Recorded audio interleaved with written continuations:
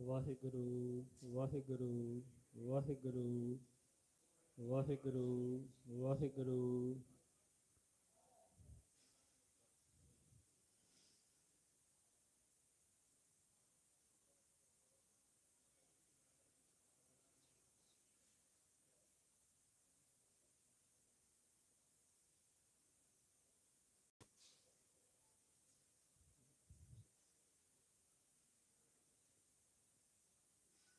ਇਕ ਓੰਕਾਰ ਸਤਨਾਮ ਕਰਤਾ ਪੁਰਖ ਨਿਰਭਉ ਨਿਰਵੈਰ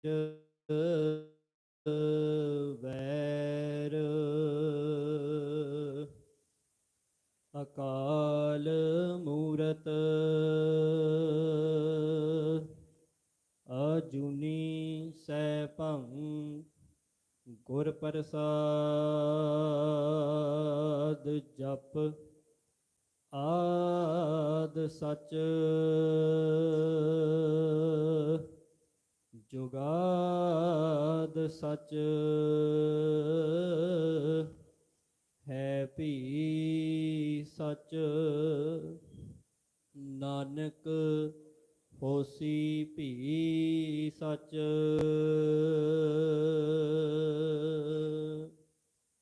ਗਿਆਨ ਧਿਆਨ ਕਿਛ ਕਰਮ ਨ ਜਾਣਾ ਸਾਰ ਨ ਜਾਣਾ ਤੇਰੀ ਸਭ ਤੇ ਵੱਡਾ ਸਤਿਗੁਰ ਨਾਨਕ ਜਿਨ ਕਲ ਰਾਖੀ ਮੇਰੀ। ਡੰਡੌਤ ਬੰਧਨ ਅਨੇਕ ਬਾਰ ਸਰਬ ਕਲਾ ਸਮਰੱਥ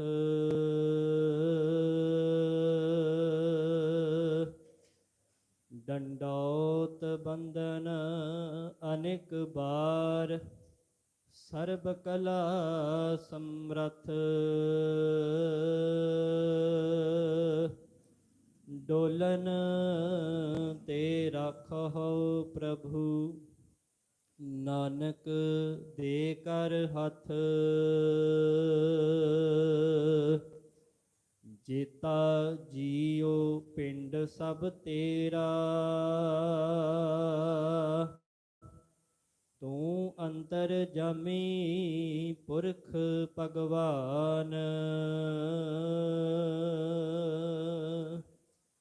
ਦਾਸਨ ਦਾਸ ਕਹੈ ਜਨ ਨਾਨਕ ਜਿਹਾ ਤੂੰ ਕਰਾਏ ਤੇਹਾ ਹਉ ਕਰੀ ਵਖਿਆਨ।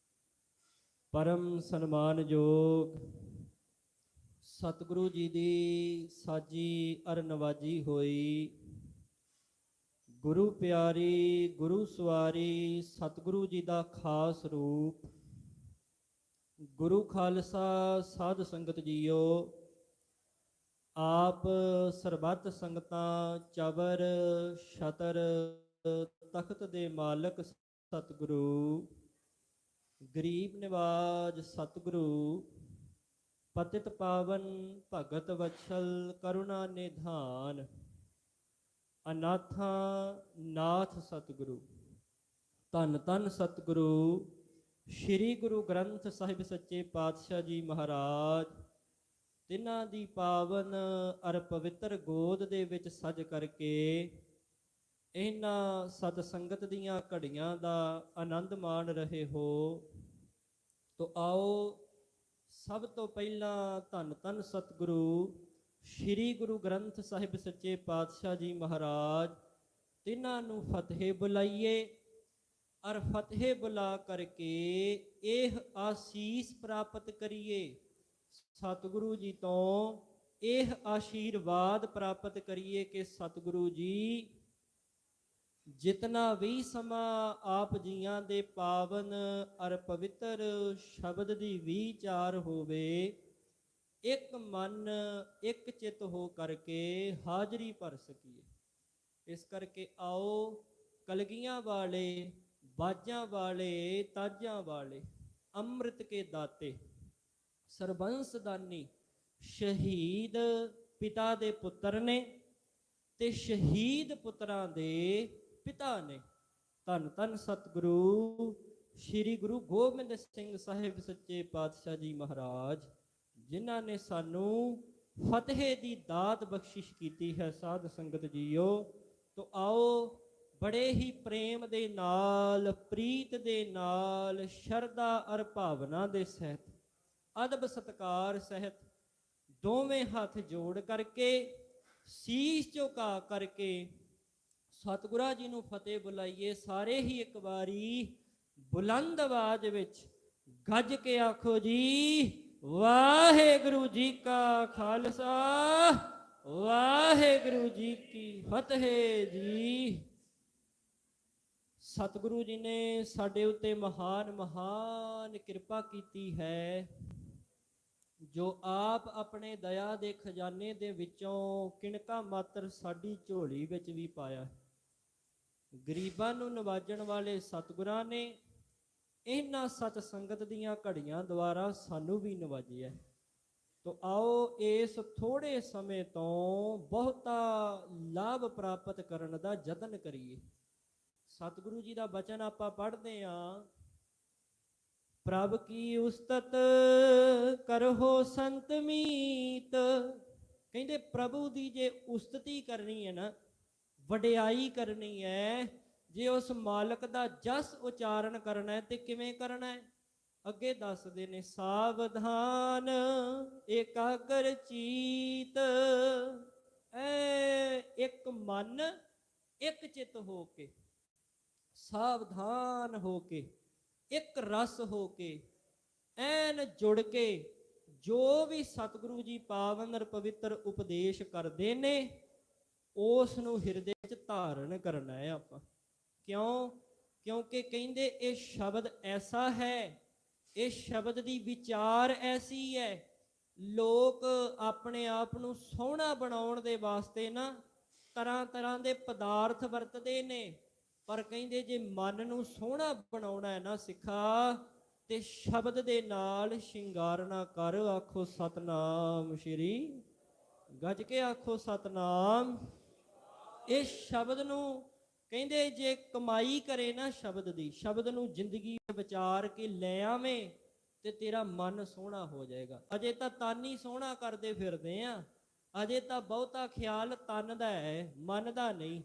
ਅਰਦਾਸ ਕਰੀਏ, ਮਹਾਰਾਜ ਇਸ ਮਨ ਨੂੰ ਸੋਹਣਾ ਬਣਾਉਣ ਦੀ ਜਾਚ ਸਿਖਾ ਦੇਵੋ। ਉਹ ਜਾਚ ਇਸ ਸੰਗਤ ਵਿੱਚੋਂ ਮਿਲੇਗੀ। ਆਓ ਅੱਜ ਆਪਾਂ ਸਾਡੇ ਤੀਸਰੇ ਸਤਿਗੁਰੂ, ਧੰਨ ਧੰਨ ਸਤਿਗੁਰੂ, ਜਿਨ੍ਹਾਂ ਦੀ ਬਾਬਤ ਆਪਾਂ ਪੜ੍ਹਦੇ ਹਾਂ, ਘਨ ਹਰ ਬੂੰਦ ਬਸੌਰੋ ਮਾਵਲ, ਕੁਸਮ ਬਸੰਤ ਗਨੰਤ ਨ ਆਵੇ, ਰਵ ਸਸ ਕਿਰਨ ਉਦਰ ਸਾਗਰ ਕੋ ਗੰਗ ਤਰੰਗ ਅੰਤ ਕੋ ਪਾਵੇ, ਰੁद्र ਧਿਆਨ ਗਿਆਨ ਸਤਿਗੁਰ ਕੇ, ਕਬ ਜਨ ਭਲ ਉਨਹਿ ਜੋ ਗਾਵੇ, ਭੱਲੇ ਅਮਰਦਾਸ ਗੁਣ ਤੇਰੇ, ਤੇਰੀ ਉਪਮਾ ਤੋਹੇ ਬਨ ਆਵੇ। ਗੱਜ ਕੇ ਆਖੋ, ਤੇਰੀ ਉਪਮਾ ਤੋਹੇ ਬਨ ਆਵੇ। ਇਸ ਕਰਕੇ ਆਓ ਐਸੇ ਸਤਿਗੁਰੂ ਜਿਨ੍ਹਾਂ ਦੀ ਸੋਭਾ ਇਹ ਜਿਹਬਾ ਤਾਂ ਨਹੀਂ ਕਰ ਸਕਦੀ, ਕਿਉਂਕਿ ਅਸੀਂ ਕਲਯੁਗੀ ਜੀਵ ਅਲਪੱਗ ਹਾਂ, ਤੁੱਛ ਬੁੱਧੀ ਦੇ ਮਾਲਕ ਹਾਂ। ਅਕਾਲ ਪੁਰਖ ਵਾਹਿਗੁਰੂ ਸਰਬੱਗ ਹੈ, ਸਾਰਿਆਂ ਦਾ ਗਿਆਤਾ ਹੈ, ਸਰਬ ਕਲਾ ਸਮਰੱਥ ਹੈ। ਇਸ ਕਰਕੇ ਆਓ ਐਸੇ ਸਤਿਗੁਰਾਂ ਵੱਲੋਂ ਜੋ ਪਾਵਨ ਅਰ ਪਵਿੱਤਰ ਸ਼ਬਦ ਦੀ ਬਖਸ਼ਿਸ਼ ਹੋਈ ਹੈ, ਆਪਾਂ ਇੱਕ ਇੱਕ ਪੰਕਤੀ ਦੇ ਨਾਲ ਨਾਲ ਜੋ ਸਤਿਗੁਰੂ ਸਾਨੂੰ ਅਰਥ ਦੁਆਰਾ ਉਪਦੇਸ਼ ਦਿੰਦੇ ਨੇ, ਸਰਵਣ ਕਰਨ ਦਾ ਯਤਨ ਕਰੀਏ। ਕਥਾ ਆਰੰਭ ਕਰਨ ਤੋਂ ਪਹਿਲਾਂ ਸਾਰੇ ਹੀ ਇੱਕ ਵਾਰੀ ਬੁਲੰਦ ਆਵਾਜ਼ ਵਿੱਚ ਆਖੋ ਜੀ, ਸਤਨਾਮ ਸ੍ਰੀ ਵਾਹਿਗੁਰੂ ਸਾਹਿਬ ਜੀ, ਸਤਨਾਮ ਸਤਨਾਮ ਸ੍ਰੀ ਵਾਹਿਗੁਰੂ ਸਾਹਿਬ ਜੀ। ਸਤਨਾਮ ਸਤਨਾਮ ਸ੍ਰੀ ਵਾਹਿਗੁਰੂ ਸਾਹਿਬ ਜੀਓ। ਸ਼ਲੋਕ ਮਹੱਲਾ ਤੀਜਾ। ਸਾਧ ਸੰਗਤ ਜੀਓ, ਅੱਜ ਦਾ ਜੋ ਪਾਵਨ ਅਰ ਪਵਿੱਤਰ ਸ਼ਬਦ ਹੈ, ਇਹ ਸ਼ਲੋਕ ਰੂਪ ਵਿੱਚ ਤੀਸਰੇ ਪਾਤਸ਼ਾਹ ਮਹੱਲਾ ਤੀਜਾ। ਇੱਕ ਜ਼ਰੂਰੀ ਬੇਨਤੀ ਇੱਥੇ ਕਰ ਦੇਵਾਂ। ਆਮ ਹੁਣ ਕੀ ਹੋ ਰਿਹਾ ਹੈ, ਗੁਰਬਾਣੀ ਦੇ ਵਿੱਚ ਨਾ ਬਹੁਤ ਜ਼ਿਆਦਾ ਆਪਣੀ ਮੱਤ ਲੋਕ ਵਰਤਣ ਲੱਗ ਪਏ ਨੇ। ਹੁਣ ਇੱਥੇ ਸ਼ਬਦ ਹੈ ਮਹੱਲਾ ਤੀਜਾ, ਕਈ ਪਤਾ ਕੀ ਕਹਿਣਗੇ, ਮਹਿਲਾ ਤੀਜਾ, ਮਹਿਲਾ ਉਚਾਰਨ ਕਰਦੇ ਨੇ। ਪਰ ਸਾਧ ਸੰਗਤ ਜੀ, ਉਹ ਅਣਜਾਣ ਪੁਣੇ ਵਿੱਚ ਨਾ ਸੰਸਕ੍ਰਿਤ ਭਾਸ਼ਾ ਦਾ ਸ਼ਬਦ ਹੈ ਮਹਿਲਾ, ਜਿਹਦਾ ਭਾਵ ਹੈ ਇਸਤਰੀ। ਮਹਿਲਾ ਤਾਂ ਆਪਾਂ ਜਾਣਦੇ ਹਾਂ ਨਾ ਵੀ ਮਹਿਲਾ ਕਿਹਨੂੰ ਕਹਿੰਦੇ ਨੇ, ਇਸਤਰੀ ਨੂੰ। ਤਾਂ ਉਹ ਸੰਸਕ੍ਰਿਤ ਭਾਸ਼ਾ ਦਾ ਸ਼ਬਦ ਜਾਣ ਕੇ ਇਹਦਾ ਜਿਹੜਾ ਅਰਥ ਹੈ ਨਾ, ਉਹ ਤੋੜ ਮਰੋੜ ਕੇ ਮਹਿਲਾ ਕਰ ਦਿੰਦੇ ਨੇ। ਪੜ੍ਹਨ ਦੇ ਵਿੱਚ ਮਹੱਲਾ ਨੂੰ ਮਹਿਲਾ ਤੀਜਾ ਕਹਿ ਜਾਂਦੇ ਨੇ, ਪਰ ਨਹੀਂ, ਇਹ ਉਚਾਰਨ ਠੀਕ ਨਹੀਂ। ਮਹਿਲਾ ਜਿਹੜਾ ਸ਼ਬਦ ਹੈ ਨਾ, ਇਹ ਇਸਤਰੀ ਦਾ ਵਾਚਕ ਬਣਦਾ ਹੈ। ਮਹਿਲਾ ਇਸਤਰੀ ਨੂੰ ਕਹਿੰਦੇ ਨੇ, ਪਰ ਇੱਥੇ ਗੱਲ ਧੰਨ ਧੰਨ ਸਤਿਗੁਰੂ ਸ਼੍ਰੀ ਗੁਰੂ ਅਮਰਦਾਸ ਸਾਹਿਬ ਜੀ ਦੀ ਹੈ। ਤਾਂ ਪਾਤਸ਼ਾਹ ਲਈ ਆਪਾਂ ਸ਼ਬਦ ਮਹੱਲਾ ਵਰਤਣਾ ਹੈ, ਮਹਿਲਾ ਨਹੀਂ।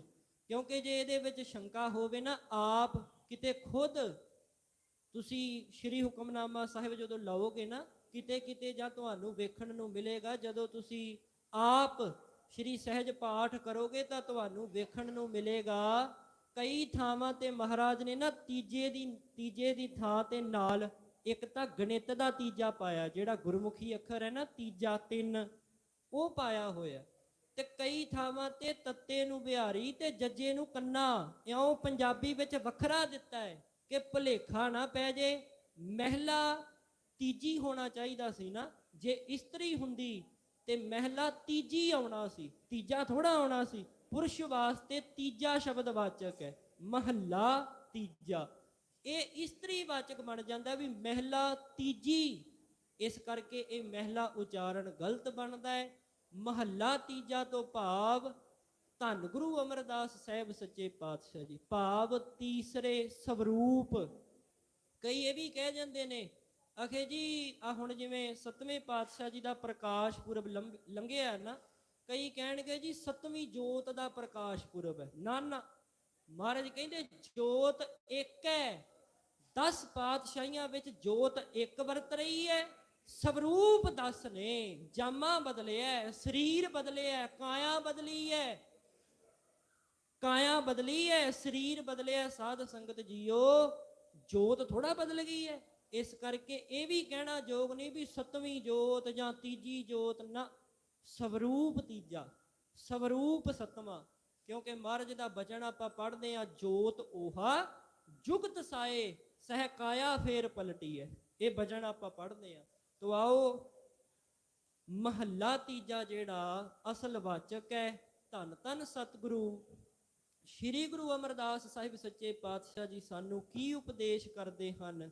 ਸਰਵਣ ਕਰਨਾ ਕਰੋ ਜੀ, ਗੁਰ ਸੇਵਾ ਤੇ ਸੁਖ ਉਪਜੈ, ਫਿਰ ਦੁੱਖ ਨਾ ਲੱਗੈ ਆਏ। ਗੁਰ ਸੇਵਾ ਕਹਿੰਦੇ, ਗੁਰੂ ਦੀ ਸੇਵਾ ਜਿਹੜੀ ਹੈ ਨਾ, ਇਹਦੇ ਤੋਂ ਕੀ ਮਿਲਦਾ ਹੈ? ਸੁਖ ਉਪਜੈ। ਉਪਜੈ ਤੋਂ ਭਾਵ ਪੈਦਾ ਹੁੰਦਾ ਹੈ। ਮਨੁੱਖ ਕਦੀ ਵੀ ਜ਼ਿੰਦਗੀ ਵਿੱਚ ਨਹੀਂ ਚਾਹੁੰਦਾ ਕਿ ਮੇਰੀ ਜ਼ਿੰਦਗੀ ਦੇ ਵਿੱਚ ਕੋਈ ਦੁੱਖ ਦੀ ਘੜੀ ਆਵੇ, ਕੋਈ ਦੁੱਖ ਦਾ ਸਮਾਂ ਮੇਰੇ ਨੇੜੇ ਆਵੇ। ਨੇਤੀ ਅਰਦਾਸਾਂ ਪਏ ਕਰਦੇ ਆ, ਮਹਾਰਾਜ ਸੁਖ ਸ਼ਾਂਤੀ ਬਖਸ਼ੋ, ਆਨੰਦ ਬਖਸ਼ੋ, ਪ੍ਰਸੰਨਤਾ ਬਖਸ਼ੋ, ਹਰ ਪੱਖ ਤੋਂ ਆਪ ਜੀ ਦਾ ਖੁਸ਼ਾ ਪ੍ਰਾਪਤ ਹੋਵੇ। ਤੇ ਮਹਾਰਾਜ ਨੇ ਹੁਣ ਇੱਥੇ ਰਾਹ ਦੱਸਿਆ ਸਾਨੂੰ, ਪੰਥ ਦੱਸਿਆ, ਇੱਕ ਮਾਰਗ ਦੱਸਿਆ। ਕਹਿੰਦੇ ਗੁਰ ਸੇਵਾ ਤੇ ਸੁਖ ਉਪਜੈ। ਜੇ ਚਾਹੁੰਦਾ ਮੇਰੇ ਕਰਮਾਂ ਦੇ ਵਿੱਚ ਸੁਖ ਪ੍ਰਾਪਤ ਹੋਣ ਤੇ ਕਹਿੰਦੇ ਗੁਰੂ ਘਰ ਆ ਕੇ ਝਾੜੂ ਦਿਆ ਕਰ, ਗੁਰੂ ਘਰ ਆ ਕੇ ਲੰਗਰ ਦੇ ਜੂਠੇ ਭਾਂਡੇ ਮਾਂਜਿਆ ਕਰ, ਗੁਰੂ ਘਰ ਵਿੱਚ ਆ ਕੇ ਲੰਗਰ ਵਰਤਾਉਣ ਦੀ ਸੇਵਾ, ਕਿਤੇ ਤੁਹਾਡਾ ਦਿਲ ਕਰੇ ਸੇਵਾ ਕਰੋ। ਤੇ ਮਹਾਰਾਜ ਇੱਥੇ ਕਹਿੰਦੇ ਨੇ ਗੁਰ ਸੇਵਾ ਤੇ ਸੁਖ ਹੀ ਉਪਜੈ। ਆਪੇ ਹੀ ਸੁਖ ਮਗਰ ਮਗਰ ਨੇ। ਤੇ ਕੀ ਹੋਏਗਾ ਫਿਰ? ਦੁੱਖ ਨਾ ਲੱਗੈ ਆਏ। ਕਹਿੰਦੇ ਫਿਰ ਦੁੱਖ ਹੈ ਨਾ ਜਿਹੜਾ, ਉਹ ਆ ਵੀ ਜਾਵੇ, ਮਾਫ ਕਰਨਾ, ਜੇ ਦੁੱਖ ਆ ਵੀ ਜਾਵੇ ਤਾਂ ਕਹਿੰਦੇ ਐਸੀ ਸਮਰੱਥਾ ਬਣ ਜਾਂਦੀ ਹੈ ਸਿੱਖ ਦੀ, ਉਹ ਫਿਰ ਪਰਵਾਹ ਨਹੀਂ ਕਰਦਾ, ਹਰ ਸਮੇਂ ਹੀ ਆਨੰਦ ਵਿੱਚ ਰਹਿੰਦਾ, ਹਰ ਸਮੇਂ। ਕਿਉਂਕਿ ਆਪਾਂ ਪੜ੍ਹਦੇ ਹਾਂ ਸਤਿਗੁਰ ਹੋਏ ਦਇਆਲ ਤਾਂ ਸਰਧਾ ਪੂਰੀ ਹੈ, ਸਤਿਗੁਰ ਹੋਏ ਦਇਆਲ ਨਾ ਕਬਹੂ ਝੂਰੀ ਹੈ, ਸਤਿਗੁਰ ਹੋਏ ਦਇਆਲ ਤਾਂ ਦੁੱਖ ਨਾ ਜਾਣੀਐ। ਹੁਣ ਇੱਥੇ ਇਹ ਨਹੀਂ ਲਿਖਿਆ ਵੀ ਦੁੱਖ ਆਉਣਾ ਹੀ ਨਹੀਂ, ਕਿਤੇ ਦੁੱਖ ਆ ਵੀ ਜਾਏ ਤਾਂ ਨਾ ਲੱਗੇ ਆਏ ਤੋਂ ਭਾਵ ਕੀ ਹੈ? ਉਹ ਮਹਿਸੂਸ ਹੀ ਨਹੀਂ ਹੁੰਦਾ। ਸਿੱਖ ਇੰਨੇ ਆਨੰਦ ਵਿੱਚ ਰਹਿੰਦਾ ਹੈ, ਬਾਣੀ ਪੜ੍ਹਦਾ ਹੈ, ਸਤਿਗੁਰਾਂ ਦਾ ਸ਼ੁਕਰ ਕਰਦਾ ਹੈ, ਧੰਨਵਾਦ ਕਰਦਾ, ਉਹਨੂੰ ਮਹਿਸੂਸ ਹੀ ਨਹੀਂ ਹੁੰਦਾ ਵੀ ਮੇਰੇ ਤੇ ਦੁੱਖ ਦਾ ਸਮਾਂ ਸੀ। ਇਸ ਕਰਕੇ ਇਹ ਬਿਰਤੀ ਬਣਾਉਣੀ ਹੈ ਨਾ, ਤੇ ਗੁਰ ਸੇਵਾ, ਮਹਾਰਾਜ ਨੇ ਵੀ ਆਖਿਆ ਭਾਈ ਸੇਵਾ ਕਰਨੀ ਹੈ ਤੇ ਕਰ ਸੇਵਾ। ਗੁਰ ਸੇਵਾ ਤਪਾ ਸਿਰ ਤਪ ਸਾਰ, ਵਿੱਚ ਦੁਨੀਆ ਸੇਵ ਕਮਾਈ ਹੈ, ਇਸ ਸੰਸਾਰ ਵਿੱਚ ਸੇਵਾ ਕਮਾਲ ਹੈ। ਘੱਲ ਨਾ ਘਾਲ ਬੰਦਗੀ ਕਰ ਤਾਂ ਦਰਗਹਿ ਬੈਸਣ ਪਾਈਐ, ਤਾਂ ਕਹਿੰਦੇ ਦਰਗਾਹ ਵਿੱਚ ਥਾਂ ਮਿਲੇਗੀ, ਦਰਗਹਿ ਬੈਸਣ ਪਾਈਐ। ਕਹੋ ਨਾਨਕ ਬਾਹ ਲੁਡਾਈਐ। ਕਹਿੰਦੇ ਜਿਵੇਂ ਪੁੱਤਰ ਆਵੇ ਨਾ, ਮਾਣ ਹਾਸਲ ਕਰਕੇ, ਜਿੱਤ ਪ੍ਰਾਪਤ ਕਰਕੇ, ਤਗਮਾ ਲੈ ਕੇ ਆਵੇ ਤੇ ਪਿਓ ਐ ਬਾਹਾਂ ਖਿਲਾਰ ਕੇ ਉਡੀਕਦਾ ਵੀ ਉਹ ਮੇਰਾ ਸ਼ੇਰ ਪੁੱਤਰ ਆ ਗਿਆ, ਉਡੀਕਦਾ ਹੈ ਨਾ। ਤਾਂ ਏਦਾਂ ਹੀ ਕਹਿੰਦੇ ਜਦੋਂ ਤੂੰ ਸੰਸਾਰ ਤੋਂ ਜਾਵੇਂਗਾ ਨਾ, ਉਸ ਅਕਾਲ ਪੁਰਖ ਵਾਹਿਗੁਰੂ ਦੇ ਸਨਮੁਖ ਹੋਵੇਂਗਾ ਤੇ ਮਹਾਰਾਜ ਵੀ ਐ ਬਾਹਾਂ ਪਸਾਰ ਕੇ ਖੜੇ ਹੋਣਗੇ ਕਿ ਮੇਰੇ ਪੁੱਤਰ ਆ ਰਹੇ ਨੇ, ਇਹ ਮੇਰਾ ਪੁੱਤਰ ਹੈ, ਇਹ ਮੇਰੇ ਦਰ ਘਰ ਦੀ ਸੇਵਾ ਕਰਦਾ ਹੈ, ਮੇਰੀ ਆਗਿਆ ਦੇ ਵਿੱਚ ਚੱਲਦਾ ਹੈ, ਮੇਰਾ ਆਗਿਆਕਾਰੀ ਲਾਇਕ ਪੁੱਤਰ ਹੈ। ਤੇ ਫਿਰ ਆਪੇ ਹੀ ਮਹਾਰਾਜ ਕਹਿੰਦੇ ਕਹੋ ਨਾਨਕ ਬਾਹ ਲੁਡਾਈਐ। ਐ ਲੁੱਡੀਆਂ ਮਾਰਦਾ ਹੀ ਜਦੋਂ ਬੱਚਾ ਆਏਗਾ ਤੇ ਐ ਪਿਤਾ ਨੇ ਕੰਧਾੜੇ ਚੁੱਕ ਲੈਣਾ ਫਿਰ। ਇਸ ਕਰਕੇ ਇਹ ਮਾਣ ਜਿਹੜਾ ਹੈ ਨਾ, ਗੁਰੂ ਦੀ ਬਖਸ਼ਿਸ਼ ਜਿਹੜੀ ਹੈ, ਇਹ ਸੇਵਾ ਚੋਂ ਹਾਸਲ ਹੁੰਦੀ ਹੈ। ਇਸ ਕਰਕੇ ਜ਼ਰੂਰ ਆਪ ਸੰਗਤਾਂ ਦੇ ਚਰਨਾਂ ਵਿੱਚ ਬੇਨਤੀ ਹੈ, ਮੰਗਿਆ ਕਰੋ। ਆ ਵੀਜੇ ਤੇ ਲੱਗਦੇ ਹੀ ਰਹਿਣੇ, ਕਿਹੜੀ ਗੱਲ ਹੈ? ਲੱਗਣ ਦੀ ਮੇਨ ਜੋ ਵਜ੍ਹਾ ਹੈ, ਜੋ ਕਾਰਨ ਹੈ, ਉਹ ਕਰੋ ਨਾ ਸੇਵਾ, ਉਹਦੇ ਨਾਲ ਫਿਰ ਆਪੇ ਹੀ ਹਰ ਕਾਰਜ ਰਾਸ ਹੁੰਦਾ ਜਾਣਾ। ਤਾਂ ਕੋਈ ਵੀ ਭਾਵੇਂ ਮੰਗ ਹੈ, ਕਿਸੇ ਪ੍ਰਕਾਰ ਦੀ ਕੋਈ ਇੱਛਾ ਹੈ, ਕਹਿੰਦੇ ਆਪੇ ਹੀ ਮਾਲਕ ਨੇ ਜਦੋਂ ਮਨ ਮਿਹਰ ਪਈ ਤੇ ਆਨੰਦ ਵਰਸ ਜਾਣਾ। ਤੇ ਅੱਗੇ ਕੀ ਕਹਿੰਦੇ ਨੇ, ਧਿਆਨ ਦੇ ਕਰਕੇ ਸੁਣਿਓ। ਕਹਿੰਦੇ ਆ ਪਦਾਰਥ ਤਾਂ ਮਿਲਦੇ ਹੀ ਰਹਿਣੇ ਨੇ, ਕਿਉਂਕਿ ਇਹ ਪਦਾਰਥਾਂ ਦੀ ਮਨੁੱਖ ਇੱਛਾ ਕਰਦਾ। ਵੇਖੋ ਛੋਟੀ ਸੋਚ ਹੈ। ਆਮ ਹੁਣ ਆਪਾਂ ਦੁਨੀਆ ਦੇ ਵਿੱਚ ਨਿੱਕੀਆਂ ਮੋਟੀਆਂ ਚੀਜ਼ਾਂ ਮੰਗਦੇ ਰਹਿੰਦੇ, ਸਾਡਾ ਵੀਜ਼ਾ ਲੱਗ ਜਾਏ, ਪੁੱਤਰ ਦੇ ਦਿਓ, ਦੁੱਧ ਆਦਿਕ, ਦੁੱਧ ਪੁੱਤ, ਆਵਾ ਨਿੱਕੀਆਂ ਮੋਟੀਆਂ ਮੰਗਾਂ ਸਾਡੀਆਂ। ਪਰ ਮਹਾਰਾਜ ਕਹਿੰਦੇ ਤੈਨੂੰ ਚੇਤਾ ਹੈ ਤੂੰ ਸੰਸਾਰ ਵਿੱਚ ਆ ਗਿਆ, ਮੌਤ ਰੂਪ ਸੱਪ ਨੇ ਮਨੁੱਖ ਰੂਪ ਡੱਡੂ ਨੂੰ ਮੂੰਹ ਵਿੱਚ ਪਾਇਆ ਹੋਇਆ। ਸਮਝਿਓ, ਬੜੀ ਸੋਹਣੀ ਉਦਾਹਰਣ ਹੈ। ਕਹਿੰਦੇ ਮੌਤ ਰੂਪ ਸੱਪ ਹੈ ਤੇ ਮਨੁੱਖ ਇੱਕ ਡੱਡੂ ਦੀ ਨਿਆਈ ਹੈ, ਉਸ ਸੱਪ ਨੇ ਮੂੰਹ ਦੇ ਵਿੱਚ ਪਾਇਆ ਹੋਇਆ। ਤੇ ਇਹ ਡੱਡੂ ਏਡਾ ਲਾਲਚੀ ਹੈ, ਅਜੇ ਵੀ ਸੋਚੀ ਜਾਂਦਾ ਹੈ ਉਹ ਮੈਨੂੰ ਤੇ ਭੁੱਖ ਲੱਗੀ, ਮੇਰੀ ਤੇ ਖੁਰਾਕ ਰਹਿ ਚੱਲੀ ਸੀ, ਮੈਂ ਤੇ ਅਜੇ ਆਪਣੀ ਖੁਰਾਕ ਖਾਣੀ ਸੀ। ਆ ਮੱਛਰ ਆਦਿਕ, ਆ ਡੱਡੀਆਂ ਮੱਛੀਆਂ, ਵਾਹਿਗੁਰੂ, ਆ ਜਿਹੜੇ ਮੱਛਰ ਆਦਿਕ, ਜਾਲਾ ਆਦਿਕ ਹੁੰਦਾ ਹੈ, ਇਹ ਜਿਹੜੇ ਡੱਡੂ ਆਦਿਕ ਹੁੰਦੇ, ਇਹਨਾਂ ਦੀ ਖੁਰਾਕ ਇਹੋ ਹੀ ਹੈ, ਭਾਵ ਗੰਦਗੀ ਖਾਂਦੇ ਨੇ। ਤੇ ਕਹਿੰਦੇ ਐਡਾ ਮਨੁੱਖ ਲਾਲਚੀ ਹੈ, ਇਹਨੂੰ ਪਤਾ ਵੀ ਹੈ ਕਿ ਇੱਕ ਦਿਨ ਮੇਰੀ ਮੌਤ ਨੇੜੇ ਆ ਜਾਣੀ ਹੈ, ਮੈਂ ਮਰ ਜਾਣਾ ਹੈ, ਸਮਾਂ ਨੇੜੇ ਆ ਰਿਹਾ, ਦਾੜੀ ਚਿੱਟੀ ਹੋ ਗਈ ਹੈ, ਕਰਮ ਵੀ ਚਿੱਟੇ ਕਰ ਲਈਏ, ਪਤਾ ਹੈ ਸਮਾਂ ਨੇੜੇ ਆ ਰਿਹਾ।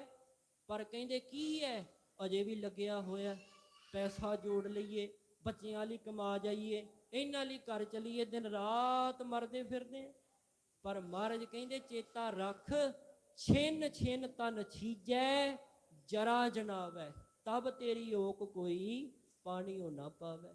ਕਹਿਤ ਕਬੀਰ ਕੋਈ ਨਹੀਂ ਤੇਰਾ, ਫਿਰਦੈ ਰਾਮ ਕੀ ਨਾ ਜਪ ਹੈ ਸਵੇਰਾ। ਕਿਉਂ ਨਹੀਂ ਜਪਦਾ ਭਾਈ?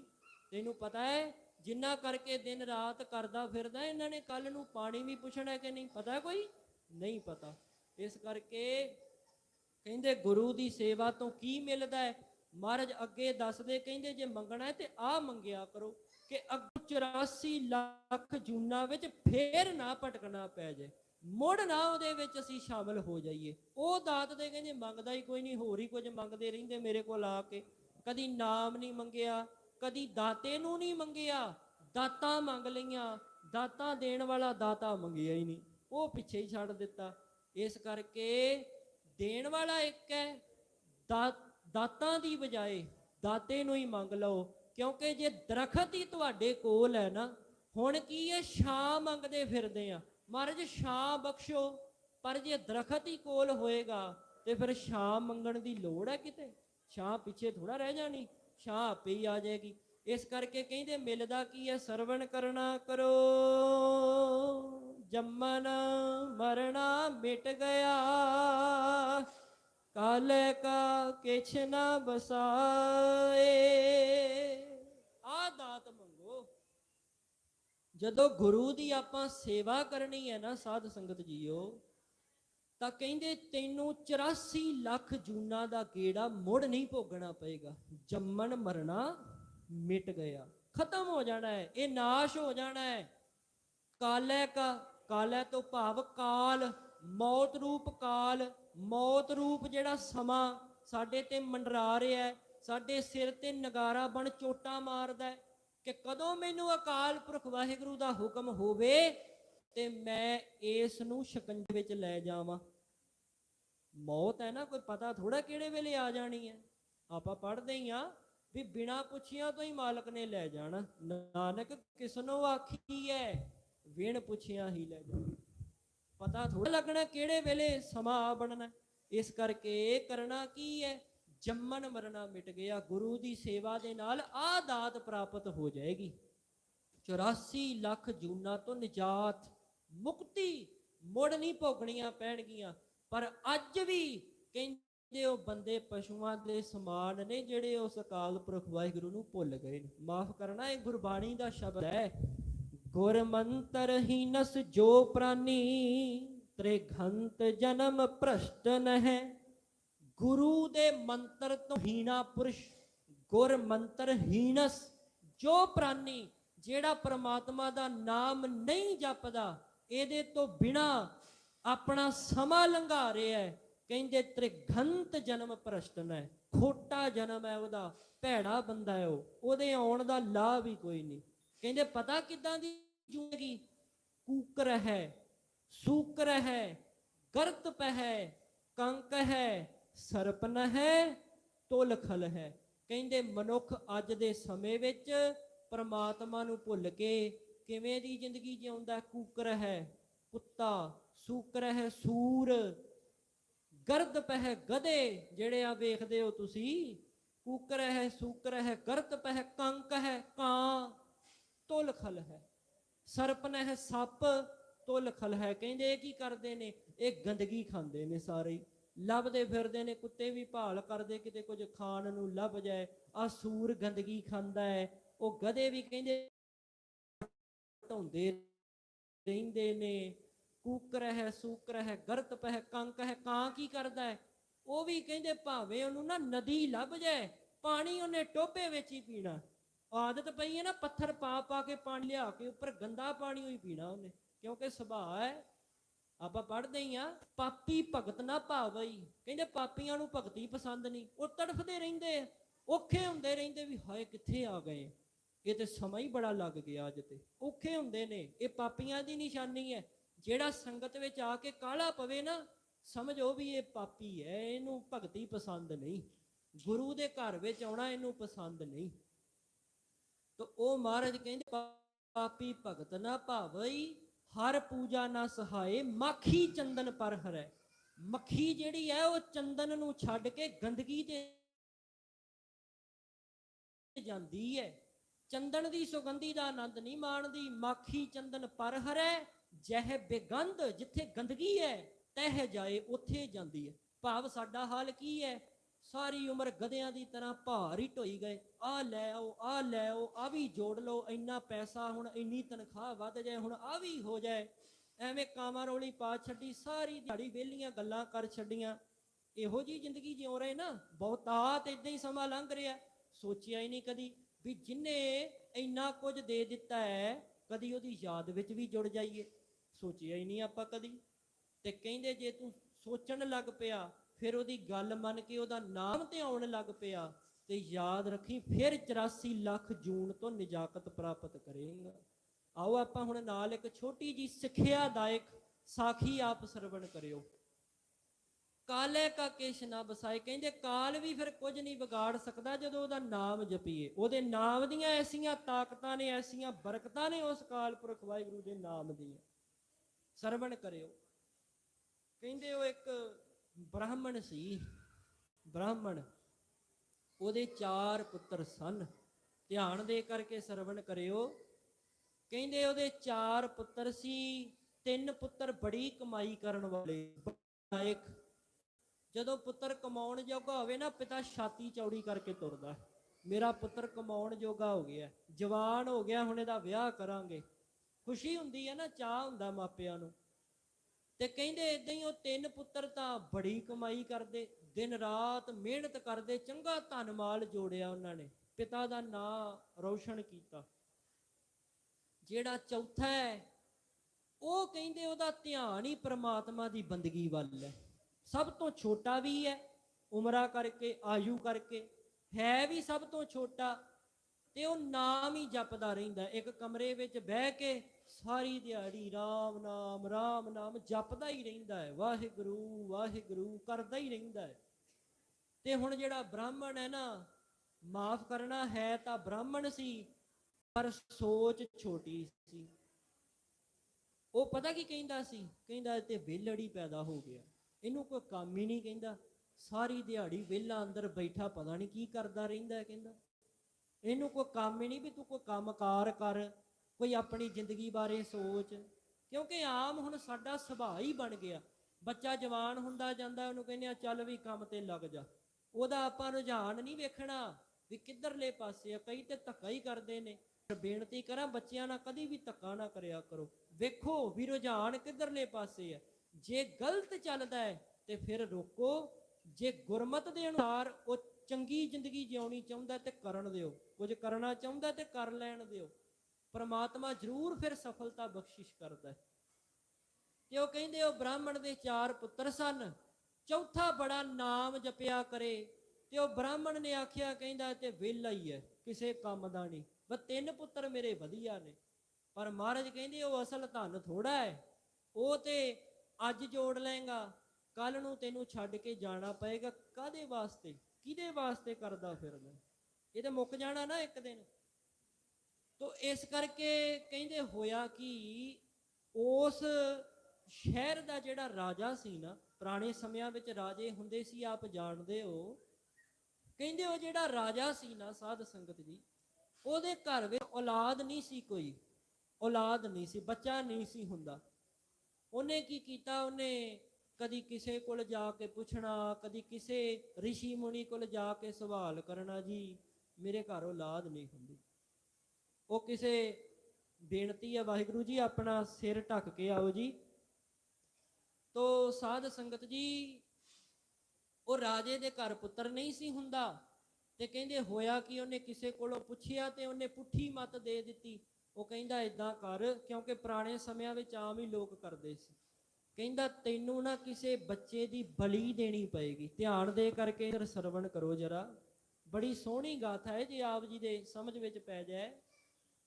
ਕਹਿੰਦੇ ਉਹ ਰਾਜੇ ਨੂੰ ਉਹਨੇ ਕਿਹਾ ਵੀ ਤੈਨੂੰ ਕਿਸੇ ਬੱਚੇ ਦੀ ਬਲੀ ਦੇਣੀ ਪਏਗੀ, ਪਰ ਉਸ ਬੱਚੇ ਦੀ ਬਲੀ ਦੇਈ ਜਿਹਦੇ ਮਾਪਿਓ ਰਾਜੀ ਹੋਣ, ਜਿਹਦੇ ਮਾਪੇ ਰਾਜੀ ਹੋਣ, ਤੈਨੂੰ ਖੁਸ਼ੀ ਨਾਲ ਬੱਚਾ ਦੇ ਦੇਣ ਕਿ ਇਹਦੀ ਬਲੀ ਦੇ ਦੇ। ਉਹ ਜੀ ਉਹ ਰਾਜਾ ਪੁੱਛ ਕੇ ਆ ਗਿਆ।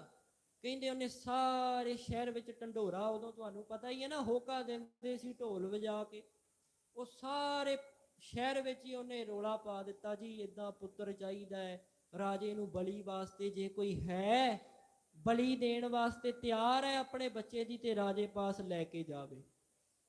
ਉਹ ਬ੍ਰਾਹਮਣ ਹੁਣ ਸੋਚਦਾ ਹੈ, ਬ੍ਰਾਹਮਣ ਕਹਿੰਦਾ ਇਹ ਵਿਹਲਾ ਹੀ ਹੈ, ਇਹ ਚੌਥਾ ਮੇਰਾ ਪੁੱਤਰ ਕਿਹੜਾ ਕੁਝ ਕਰਦਾ ਹੈ, ਕਮਰੇ ਵਿੱਚ ਬੈਠਾ ਰਹਿੰਦਾ, ਪਤਾ ਨਹੀਂ ਕੀ ਕਰਦਾ ਰਹਿੰਦਾ ਸਾਰੀ ਦਿਹਾੜੀ ਬੈਠ ਕੇ। ਇਹ ਵੱਡਾ ਕਹਿੰਦਾ ਭਗਤ ਪੈਦਾ ਹੋ ਗਿਆ ਮੇਰੇ ਘਰ, ਨਾ ਕੋਈ ਧੇਲਾ ਪੈਸਾ ਕਮਾ ਕੇ ਲਿਆਉਂਦਾ, ਇਹ ਵਿਹਲੜ, ਏਦਾਂ ਦੇ ਸ਼ਬਦ ਵਰਤਦਾ ਸੀ। ਪਰ ਅਸਲ ਧਨ ਉਸ ਬੱਚੇ ਨੇ ਇਕੱਠਾ ਕੀਤਾ ਸੀ। ਵੇਖਿਓ, ਤੁਹਾਨੂੰ ਮਹਿਮਾ ਪਤਾ ਲੱਗੇਗੀ ਵੀ ਨਾਮ ਜਪਣ ਦੀ ਵਡਿਆਈ ਕੀ ਹੈ, ਉਸਤਤੀ ਕੀ ਹੈ, ਮਿਲਦਾ ਕੀ ਹੈ ਇਹਦੇ ਨਾਲ। ਕਹਿੰਦੇ ਉਹਨੇ ਆਖਿਆ ਵੀ ਮੈਂ ਇਦਾਂ ਕਰਦਾ, ਮਾਤਾ ਉਹਦੀ ਹੈ ਨਹੀਂ ਸੀ ਬੱਚਿਆਂ ਦੀ, ਪਿਤਾ ਹੀ ਸੀ। ਉਹਨੇ ਸੋਚਿਆ ਚੱਲ ਇਹਨੂੰ ਆਪਾਂ ਕੀ ਕਰਨਾ, ਇਹ ਰਾਜੇ ਦੇ ਅੱਗੇ ਦੇ ਆਨੇ ਆ, ਰਾਜੇ ਨੂੰ ਆਪੇ ਰਾਜਾ ਇਹਦੀ ਬਲੀ ਦੇਵੇ, ਜੋ ਮਰਜ਼ੀ ਕਰੇ, ਮੈਂ ਇਹਦੇ ਤੋਂ ਕੀ ਲੈਣਾ। ਉਹ 3 ਪੁੱਤਰ ਮੇਰੇ ਵਧੀਆ ਨੇ, ਧਨ ਮਾਲ ਕਮਾਉਂਦੇ ਨੇ। ਤੇ ਕਹਿੰਦੇ ਉਹ ਰਾਜੇ ਨੂੰ ਨਾ ਬ੍ਰਾਹਮਣ ਨੇ ਆਪਣਾ ਪੁੱਤਰ ਦੇ ਦਿੱਤਾ। ਤੇ ਉਹ ਜਦੋਂ ਹੁਣ ਰਾਜੇ ਨੇ ਇੱਕ ਦਿਨ ਪਹਿਲਾਂ ਉਹਨੂੰ ਜੇਲ੍ਹ ਵਿੱਚ ਬੰਦ ਕਰ ਦਿੱਤਾ, ਕਹਿੰਦਾ ਵੇਖਿਓ ਵੀ ਇਹ ਕਰਦਾ ਕੀ ਹੈ। ਹੁਣ ਇੱਥੇ ਧਿਆਨ ਦੇਣ ਦੀ ਲੋੜ ਹੈ, ਧਿਆਨ ਦੇ ਕੇ ਸਰਵਣ ਕਰਿਓ। ਕਹਿੰਦੇ ਹੁਣ ਇਹ ਵੇਖਿਓ ਵੀ ਇਹਨੂੰ ਇੱਕ ਦਿਨ ਜੇਲ੍ਹ 'ਚ ਰੱਖੋ, ਕੱਲ ਨੂੰ ਆਪਾਂ ਇਹਦੀ ਬਲੀ ਦੇਵਾਂਗੇ, ਪਰ ਤੁਸੀਂ ਵੇਖਣਾ, ਇਹਦੇ ਤੇ ਧਿਆਨ ਰੱਖਣਾ ਇਹ ਕਰਦਾ ਕੀ ਹੈ। ਕਾਲ ਕੋਠਰੀ ਵਿੱਚ ਬੰਦ ਕਰ ਦਿੱਤਾ ਗਿਆ। ਸਮਾਂ ਲੰਘਿਆ, ਕਹਿੰਦੇ ਥੋੜਾ ਜਿਹਾ, ਅਗਲਾ ਦਿਨ ਚੜ੍ਹ ਆਇਆ, ਬਲੀ ਦੇਣ ਦਾ ਸਮਾਂ ਨੇੜੇ ਹੈ। ਕੋਲ ਕਹਿੰਦੇ ਵੱਡੀ ਸਾਰੀ ਇੱਕ ਢੇਰੀ ਸੀ ਰੇਤਾ ਦੀ, ਢੇਰ ਲੱਗਿਆ ਪਿਆ ਸੀ, ਰੇਤਾ ਪਈ ਸੀ ਉੱਥੇ। ਕਹਿੰਦੇ ਉਸ ਬੱਚੇ ਨੇ ਨਾ ਉਸ ਰੇਤਾ ਦੇ ਵਿੱਚੋਂ ਕੁਝ ਰੇਤਾ ਚੁੱਕੀ, ਕਹਿੰਦੇ ਇੱਕ ਢੇਰੀ ਬਣਾਈ, ਤੇ ਬਣਾ ਕੇ ਨਾ ਤੇ ਢਾਹ ਕੇ ਰੋਣ ਲੱਗ ਪਿਆ। ਸੁਣਿਓ ਹੁਣ, ਉਹ ਕਹਿੰਦੇ ਢੇਰੀ ਬਣਾਈ ਤੇ ਬਣਾ ਕੇ ਢਾਹ ਦਿੱਤੀ ਤੇ ਰੋਣ ਲੱਗ ਪਿਆ। ਉਹ ਸਿਪਾਹੀ ਵੇਖਦੇ ਨੇ ਇਹ ਕੀ ਕਰਦਾ ਫਿਰਦਾ, ਵੀ ਰੇਤਾ ਦੀ ਢੇਰੀ ਬਣਾਉਂਦਾ ਹੈ, ਇਹ ਢਾਹ ਦਿੰਦਾ ਹੈ ਤੇ ਰੋਣ ਲੱਗ ਜਾਂਦਾ। ਉਹਨੇ ਫਿਰ ਨਾ ਉਹ ਜਦੋਂ ਢਾਹ ਦਿੱਤੀ, ਦੂਜੀ ਵਾਰੀ ਫਿਰ ਉਹਨੇ ਏਦਾਂ ਹੀ ਕੀਤਾ। ਜਿਹੜੀ ਜ਼ਿਆਦਾ ਰੇਤ ਸੀ ਉਹਦੇ ਵਿੱਚੋਂ ਥੋੜੀ ਜਿਹੀ ਰੇਤਾ ਚੁੱਕੀ, ਐ ਟਿੱਬਾ ਜਿਹਾ ਬਣਾਇਆ ਉਹਨੇ, ਛੋਟਾ ਜਿਹਾ ਐ ਰੇਤ ਜੀ ਬਣਾ ਕੇ ਉਹਨੇ, ਤੇ ਫਿਰ ਉਹ ਢਾਹ ਦਿਆ ਕਰੇ, ਫਿਰ ਰੋਣ ਲੱਗ ਪਿਆ। ਦੂਸਰੀ ਵਾਰੀ ਫੇਰ ਰੋਣ ਲੱਗ ਪਿਆ। ਉਹ ਬੜੇ ਹੈਰਾਨ ਹੋਏ ਸਿਪਾਹੀ ਵੀ ਇਹ ਕਰੀ ਕੀ ਜਾਂਦਾ ਹੈ, ਇਹ ਦੂਜੀ ਵਾਰੀ ਢੇਰੀ ਬਣਾ ਦਿੱਤੀ, ਰੋਂਦਾ ਕਿਉਂ ਹੈ। ਫਿਰ ਕਹਿੰਦੇ ਉਹਨੇ ਰੇਤਾ ਚੁੱਕੀ, ਫਿਰ ਉਹ ਢੇਰੀ ਲਾਈ, ਫਿਰ ਢਾਹ ਕੇ ਰੋਣ ਲੱਗ ਪਿਆ। 3 ਵਾਰੀ ਉਸ ਬੱਚੇ ਨੇ ਏਦਾਂ ਕੀਤਾ। ਜਿਹੜਾ ਬ੍ਰਾਹਮਣ ਦਾ ਚੌਥਾ ਪੁੱਤਰ ਦੇ ਕੇ ਗਿਆ ਸੀ ਨਾ ਰਾਜੇ ਨੂੰ, ਕਹਿੰਦੇ ਉਹਨੇ ਤੀਜੀ ਵਾਰ ਏਦਾਂ ਕਰ ਦਿੱਤਾ। ਢੇਰੀ ਬਣਾਈ, ਬਣਾ ਕੇ ਢਾਹ ਦਿੰਦਾ ਹੈ ਤੇ ਰੋਣ ਲੱਗ ਜਾਂਦਾ। ਉਹ ਸਿਪਾਹੀ ਵੇਖਦੇ ਨੇ ਵੀ ਇਹ ਕੀ ਕਰਦਾ ਫਿਰਦਾ ਹੈ, ਕੋਈ ਗੱਲ ਤੇ ਬਣਦੀ ਨਹੀਂ, ਰੇਤਾ ਦੀ ਢੇਰੀ ਲਾਉਂਦਾ, ਬਣਾ ਕੇ ਢਾਹ ਕੇ ਤੇ ਰੋਣ ਲੱਗ ਜਾਂਦਾ। ਫਿਰ ਕਹਿੰਦੇ ਉਹਨੇ ਚੌਥੀ ਢੇਰੀ ਲਾਈ। ਵੇਖਿਓ ਹੁਣ ਸਮਝਣ ਵਾਲੀ ਗੱਲ ਹੈ ਇੱਥੇ।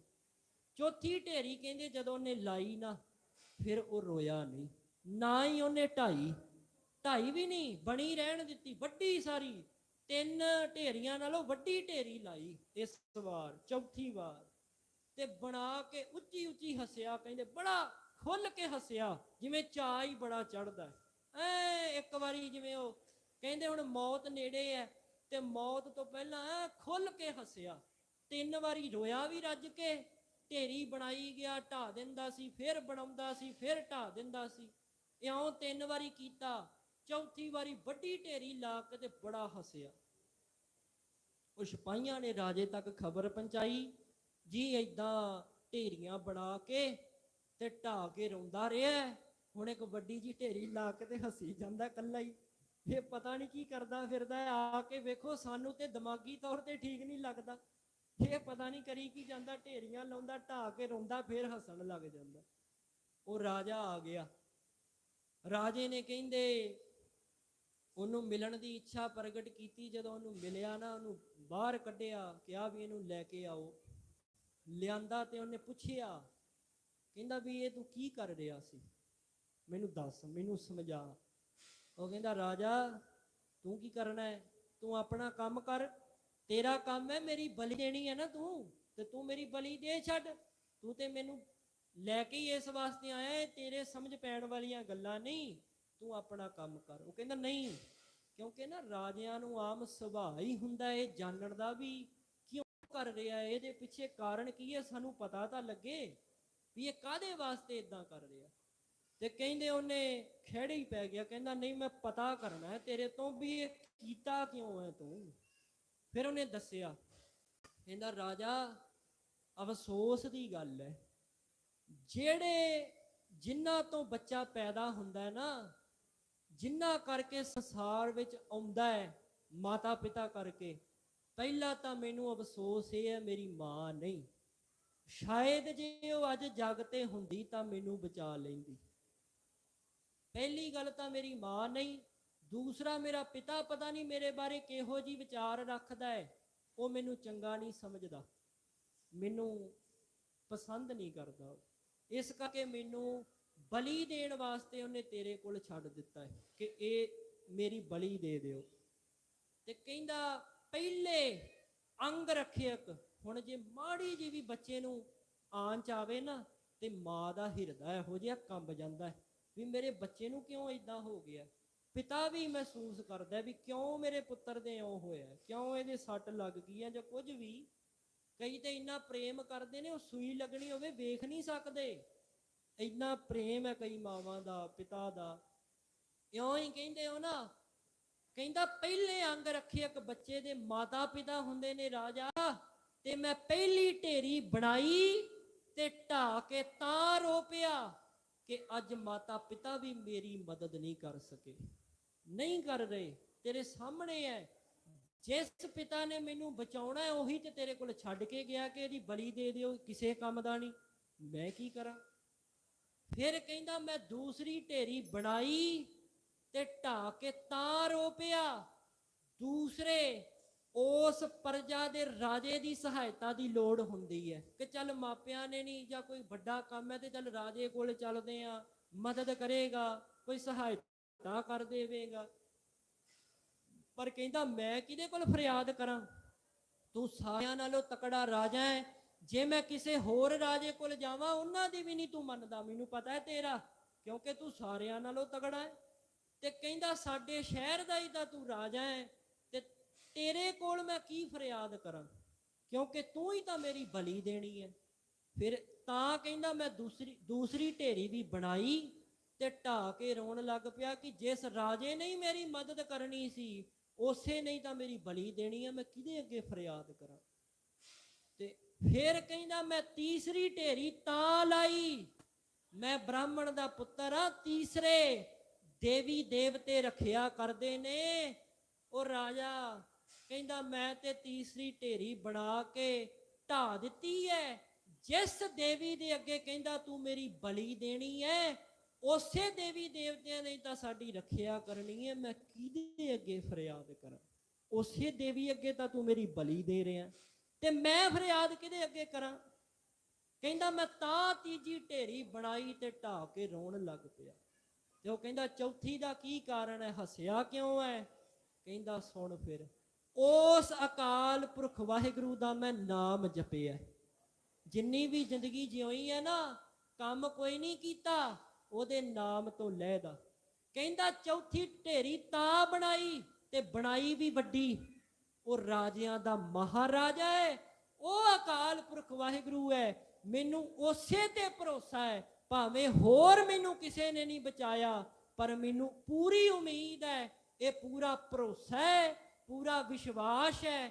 ਤਾਂ ਮੈਂ ਖਿੜਖੜਾ ਕੇ ਹੱਸਿਆ ਕਿ ਹੁਣ ਜੇ ਮੇਰੀ ਕੋਈ ਸਹਾਇਤਾ ਕਰ ਸਕਦਾ ਹੈ ਤਾਂ ਉਹ ਅਕਾਲ ਪੁਰਖ ਵਾਹਿਗੁਰੂ ਹੀ ਕਰ ਸਕਦਾ ਹੈ। ਆਖੋ ਸਤਨਾਮ ਸ਼੍ਰੀ, ਗੱਜ ਕੇ ਆਖੋ ਸਤਨਾਮ।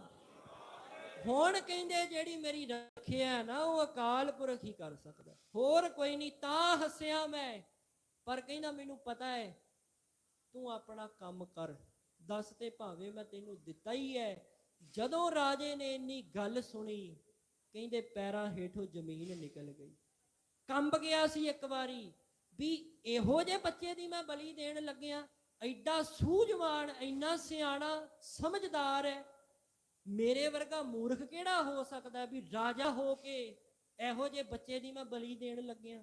ਉਹਨੇ ਫਿਰ ਸੋਚਿਆ, ਕਹਿੰਦਾ ਬਲੀ ਦੇਣ ਨਾਲ ਪਤਾ ਨਹੀਂ ਬੱਚਾ ਹੋਣਾ ਕਿ ਨਹੀਂ ਹੋਣਾ, ਇਹਨੂੰ ਹੀ ਆਪਣਾ ਪੁੱਤਰ ਬਣਾ ਲੈਂਦੇ ਆ, ਇਹੀ ਅੱਜ ਤੋਂ ਮੇਰਾ ਪੁੱਤਰ। ਤੇ ਕਿ ਉਸ ਰਾਜੇ ਨੇ ਆਪਣੇ ਜਿਉਂਦੇ ਜਾਗਦਿਆਂ ਨੇ ਉਸ ਬੱਚੇ ਨੂੰ ਆਪਣਾ ਪੁੱਤਰ ਬਣਾਇਆ ਤੇ ਉਸ ਰਾਜ ਭਾਗ ਦਾ ਤਿਲਕ ਉਸ ਬੱਚੇ ਨੂੰ ਦਿੱਤਾ ਤੇ ਅਗਲਾ ਰਾਜਾ ਉਹ ਬੱਚੇ ਨੂੰ ਬਣਾਇਆ। ਇੱਥੋਂ ਸਿੱਧ ਹੁੰਦਾ ਹੈ ਕਿ ਗੁਰੂ ਦੀ ਸੇਵਾ ਅਤੇ ਸਤਿਗੁਰਾਂ ਦਾ ਸਿਮਰਨ ਕਰਨ ਦੇ ਨਾਲ ਐਸੀਆਂ ਬਰਕਤਾਂ ਨੇ, ਐਸੀਆਂ ਤਾਕਤਾਂ ਨੇ ਕਿ ਵੇਖੋ ਉਹਨੂੰ ਸੰਸਾਰੀ ਸੁੱਖ ਵੀ ਮਿਲਦਾ ਹੈ, ਰਾਜ ਭਾਗ ਵੀ ਮਿਲਿਆ, ਕਿਸੇ ਚੀਜ਼ ਦੀ ਕਮੀ ਨਹੀਂ ਰਹੀ ਤੇ ਉਸ ਨੂੰ ਮਾਲਕ ਦਾ ਖੁਸ਼ਾ ਵੀ ਪ੍ਰਾਪਤ ਹੋਇਆ। ਉਹਨੇ ਮਾਲਕ ਦਾ ਨਾਮ ਜਪਿਆ ਸੀ। ਵੇਖੋ ਫਿਰ ਜਦੋਂ ਉਹਦਾ ਅੰਤ ਸਮਾਂ ਆਇਆ, ਮਾਲਕ ਨੇ ਇਹਨੂੰ ਆਪਣੇ ਗਲੇ ਨਾਲ ਲਾਇਆ, ਐਸੀ ਬਖਸ਼ਿਸ਼ ਕੀਤੀ ਵੇਖੋ ਸਤਿਗੁਰਾਂ ਨੇ। ਇਸ ਕਰਕੇ ਜੰਮਨ ਮਰਨਾ ਮਿਟ ਗਿਆ, ਕਾਲੈ ਕਾ ਕਿਛ ਨਾ ਬਸਾਏ, ਕਾਲ ਕੁਝ ਨਹੀਂ ਕਰ ਸਕਦਾ। ਫਿਰ ਜੰਮਣ ਮਰਨ ਨਾਸ਼ ਹੋ ਜਾਂਦਾ ਹੈ ਜਦੋਂ ਆਪਾਂ ਉਸ ਅਕਾਲ ਪੁਰਖ ਵਾਹਿਗੁਰੂ ਦੀ ਸੇਵਾ ਅਤੇ ਸਿਮਰਨ ਕਰਦੇ ਹਾਂ। ਹਰ ਸੇਤੀ ਮਨ ਰਵ ਰਹਿਆ, ਸੱਚੇ ਰਹਿਆ ਸਮਾਏ।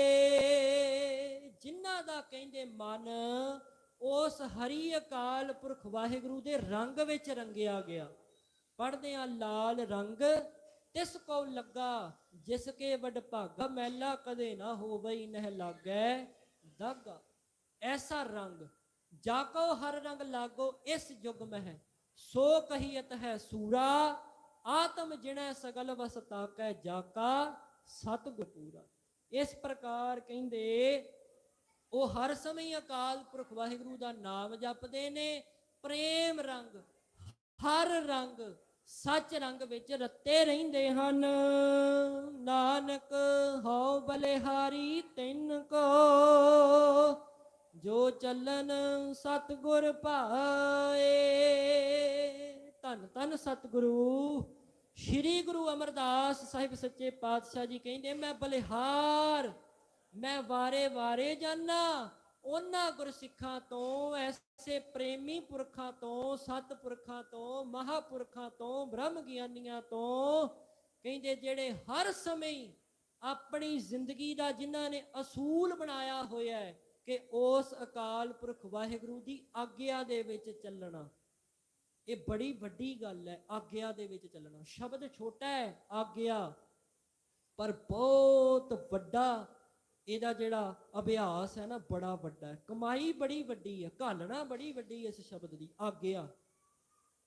ਅੱਜ ਤੇ ਸਾਨੂੰ ਖਾਣ ਪਾਣ ਦਾ ਨਹੀਂ ਪਤਾ ਲੱਗਦਾ, ਹੋਰ ਆਗਿਆ ਆਪਾਂ ਕੀ ਮੰਨਣੀ ਹੈ। ਬੇਢੰਗੇ ਕੱਪੜੇ ਪਾ ਕੇ ਗੁਰੂ ਘਰਾਂ ਵਿੱਚ ਆ ਜਾਂਦੇ ਆ, ਪਤਾ ਹੀ ਨਹੀਂ ਲੱਗਦਾ ਸਾਨੂੰ ਚੰਗਾ ਸਾਡੇ ਲਈ ਖਾਣ ਕੀ ਹੈ, ਪਾਣ ਕੀ ਹੈ, ਪਤਾ ਹੀ ਨਹੀਂ, ਕੋਈ ਸੁੱਧ ਬੁੱਧ ਹੀ ਨਹੀਂ। ਬਸ ਆਪਣੇ ਮੌਜ ਮਸਤੀ ਵਿੱਚ ਰੁੱਝੇ ਆ, ਫੈਸ਼ਨਾਂ ਵਿੱਚ ਸਮਾਂ ਗਵਾਚ ਰਿਹਾ, ਪਤਾ ਹੀ ਨਹੀਂ ਲੱਗਦਾ, ਉਹਦੇ ਪ੍ਰੇਮ ਦਾ ਧਿਆਨ ਹੀ ਨਹੀਂ। ਤੇ ਮੈਂ ਹੱਥ ਜੋੜ ਕੇ ਬੇਨਤੀ ਕਰਦਾ, ਘਰ ਦੇ ਅੱਗੇ, ਸ਼ੀਸ਼ੇ ਦੇ ਅੱਗੇ ਤਾਂ ਬੜਾ ਸਜਾਉਂਦੇ ਹੋ ਆਪਣੇ ਆਪ ਨੂੰ, ਸਾਰਿਆਂ ਦਾ ਹੀ ਸੁਭਾਅ ਹੈ, ਭੈਣਾਂ ਦਾ ਵੀ ਤੇ ਵੀਰਾਂ ਦਾ ਵੀ ਏਦਾਂ ਹੀ ਆ ਨਾ। ਆਪਣੇ ਆਪ ਨੂੰ ਖੜ ਕੇ ਵੇਖਦੇ ਰਹਿਣਾ ਹੈ ਵੀ ਮੈਂ ਸੋਹਣਾ ਲੱਗਦਾ, ਚਾਰ ਲੋਕਾਂ ਵਿੱਚ ਜਾਣਾ ਮੈਂ, ਮੇਰੀ ਬੱਲੇ ਬੱਲੇ ਹੋਏਗੀ ਕਿ ਨਹੀਂ। ਪਰ ਮੈਂ ਹੱਥ ਜੋੜ ਕੇ ਬੇਨਤੀ ਕਰਦਾ, ਆਹ ਦਰ ਹੈ ਨਾ, ਇੱਥੇ ਆਓ, ਇੱਥੇ ਖੜ ਕੇ ਦੁਨਿਆਵੀ ਮੰਗ ਇੱਕ ਪਾਸੇ ਰੱਖ ਦਿਓ, ਇੱਕ ਪਾਸੇ ਖੜ ਕੇ ਕੇਵਲ ਇੰਨਾ ਪੁੱਛਣਾ ਹੈ, ਮਹਾਰਾਜ ਸੱਚੇ ਪਾਤਸ਼ਾਹ ਜੀ ਧਿਆਨ ਦੇ ਕਰਕੇ ਸਰਵਣ ਕਰੋ, ਇੰਨਾ ਹੀ ਬਚਨ ਪੁੱਛਣਾ, ਮਹਾਰਾਜ ਕੀ ਅਸੀਂ ਤੁਹਾਡੀ ਨਿਗਾਹ ਵਿੱਚ ਵੀ ਸੋਹਣੇ ਆ, ਇੰਨਾ ਹੀ ਪੁੱਛਣਾ ਹੈ ਬਸ। ਕਿਉਂਕਿ ਪਤਾ ਹੈ ਅੰਦਰ ਖੋਟਾਪੁਣਾ ਇੰਨਾ ਹੈ, ਝੂਠ ਇੰਨਾ ਹੈ, ਗੰਦਗੀ ਇੰਨੀ ਭਰੀ ਪਈ ਹੈ, ਕਿਵੇਂ ਪੁੱਛੀਏ। ਜੇਰਾ ਹੀ ਨਹੀਂ ਪੈਂਦਾ, ਜਿਗਰਾ ਹੀ ਨਹੀਂ ਇੰਨਾ ਕਿ ਉਸ ਮਾਲਕ ਦੇ ਦਰ ਤੇ ਖੜ ਕੇ ਪੁੱਛੀਏ ਕਿ ਲੋਕਾਂ ਨੂੰ ਤਾਂ ਫੈਸ਼ਨ ਕਰ ਕਰ ਵਿਖਾ ਲਿਆ, ਆ ਪਾਟੇ ਕੱਪੜੇ ਪਾ ਕੇ ਪਤਾ ਨਹੀਂ ਕੀ ਵਿਖਾਉਣਾ ਹੈ ਅਸੀਂ, ਆਪਣੇ ਆਪ ਨੂੰ ਤਰ੍ਹਾਂ ਤਰ੍ਹਾਂ ਦੇ ਫੈਸ਼ਨ ਕਰ ਕਰਕੇ, ਮੂੰਹ ਰੰਗ ਕੇ ਬੜਾ ਕੁਝ ਕਰਦੀ ਫਿਰਦੀ ਹੈ ਦੁਨੀਆ, ਵੀ ਇਹ ਤਾਂ ਆਪਾਂ ਲੋਕਾਂ ਨੂੰ ਜੀ ਵਿਖਾ ਲਿਆ ਕਿ ਅਸੀਂ ਬੜੇ ਸੋਹਣੇ ਆ। ਡੁਪਲੀਕੇਟ ਘਟੀਆ ਕਿਸਮ ਦੇ ਪਦਾਰਥ ਵਰਤ ਕੇ ਇਹ ਆਪਾਂ ਵਿਖਾਉਂਦੇ ਆ। ਪਰ ਇੱਥੇ ਖੜ ਕੇ ਕਿਤੇ ਪੁੱਛ ਕੇ ਵੇਖਿਓ ਅੰਦਰ ਹਿੱਲਦਾ, ਅੰਦਰ ਕੰਬ ਜਾਏਗਾ ਵੀ ਐਡੇ ਔਗਣ ਕਰਦਾ ਹੈ, ਇੰਨੀਆਂ ਮਾੜੀਆਂ ਕਰਤੂਤਾਂ ਕਰਦਾ ਹੈ, ਕਿਵੇਂ ਪੁੱਛ ਸਕਦਾ। ਇਸ ਕਰਕੇ ਇੱਥੇ ਖੜ ਕੇ ਜ਼ਰੂਰ ਇਹ ਬੇਨਤੀ ਕਿਤੇ ਕਰਕੇ ਵੇਖਿਓ, ਮਹਾਰਾਜ ਕੀ ਅਸੀਂ ਤੁਹਾਡੀ ਨਿਗਾਹ ਵਿੱਚ ਵੀ ਸੋਹਣੇ ਆ, ਤੇ ਨਹੀਂ ਸੋਹਣੇ ਤੇ ਸਾਨੂੰ ਬਣਾ ਦਿਓ। ਭਾਈ ਸਾਹਿਬ ਜੀ ਆਪਣਾ ਸਿਰ ਢੱਕ ਕੇ ਗੁਰੂ ਘਰ ਆਓ, ਬੇਨਤੀ ਹੈ। ਇਸ ਕਰਕੇ ਜ਼ਰੂਰ ਇਹ ਬੇਨਤੀ ਕਰਨੀ। ਤੇ ਮਹਾਰਾਜ ਕਹਿੰਦੇ ਜਿਹੜਾ ਇਉਂ ਬੇਨਤੀ ਕਰਦਾ ਹੈ ਨਾ, ਸਤਿਗੁਰਾਂ ਤੋਂ ਸਵਾਲ ਕਰਦਾ, ਪੁੱਛਦਾ ਜਿਹੜਾ ਕਿ ਮਹਾਰਾਜ ਮੈਂ ਤੁਹਾਡੇ ਵਾਸਤੇ ਵੀ ਸੋਹਣਾ, ਕੀ ਜੇ ਮੈਂ ਅੱਜ ਸੰਸਾਰ ਤੋਂ ਚਲਿਆ ਜਾਵਾਂ, ਅੱਜ ਮੇਰੇ ਸਵਾਸ ਨਿਕਲ ਜਾਣ, ਤੇ ਮੈਂ ਤੁਹਾਡੀ ਦਰਗਾਹ ਦੇ ਵਿੱਚ ਖੜਨ ਜੋਗਾ ਹਾਂ ਜਾਂ ਨਹੀਂ ਆ, ਇਹ ਵੀ ਪੁੱਛਿਆ ਕਰੋ। ਤੇ ਆਪਣੇ ਆਪ ਤੁਹਾਨੂੰ ਆਪਣੇ ਅੰਦਰ ਔਗਣ ਦਿਸਣਗੇ ਕਿ ਮੈਂ ਕੀ ਕੀ ਗਲਤੀਆਂ ਕਰਦਾ, ਮੇਰੇ ਕੀ ਕੀ ਗੁਨਾਹ ਨੇ। ਫਿਰ ਉਹ ਬਾਹਰੀ ਸ਼ੀਸ਼ਾ ਨਹੀਂ ਨਜ਼ਰ ਆਉਣਾ, ਫਿਰ ਅੰਦਰਲਾ ਸ਼ੀਸ਼ਾ ਦਿਸਣਾ ਹੈ ਵੀ ਹਾਂ ਮੇਰੇ 'ਚ ਘਾਟਾਂ ਨੇ, ਆਹ ਕਮੀਆਂ ਨੇ, ਮਹਾਰਾਜ ਦੂਰ ਕਰੋ। ਤੇ ਜੋ ਤੁਹਾਡੀ ਆਗਿਆ ਹੈ ਉਸ ਵਿੱਚ ਚੱਲਣ ਦੇ ਸਮਰੱਥ ਕਰ ਦੇਵੋ, ਕਿਉਂਕਿ ਅਸੀਂ ਸਾਰੀਆਂ ਹੀ ਜੀਵ ਰੂਪ ਇਸਤਰੀਆਂ ਹਾਂ।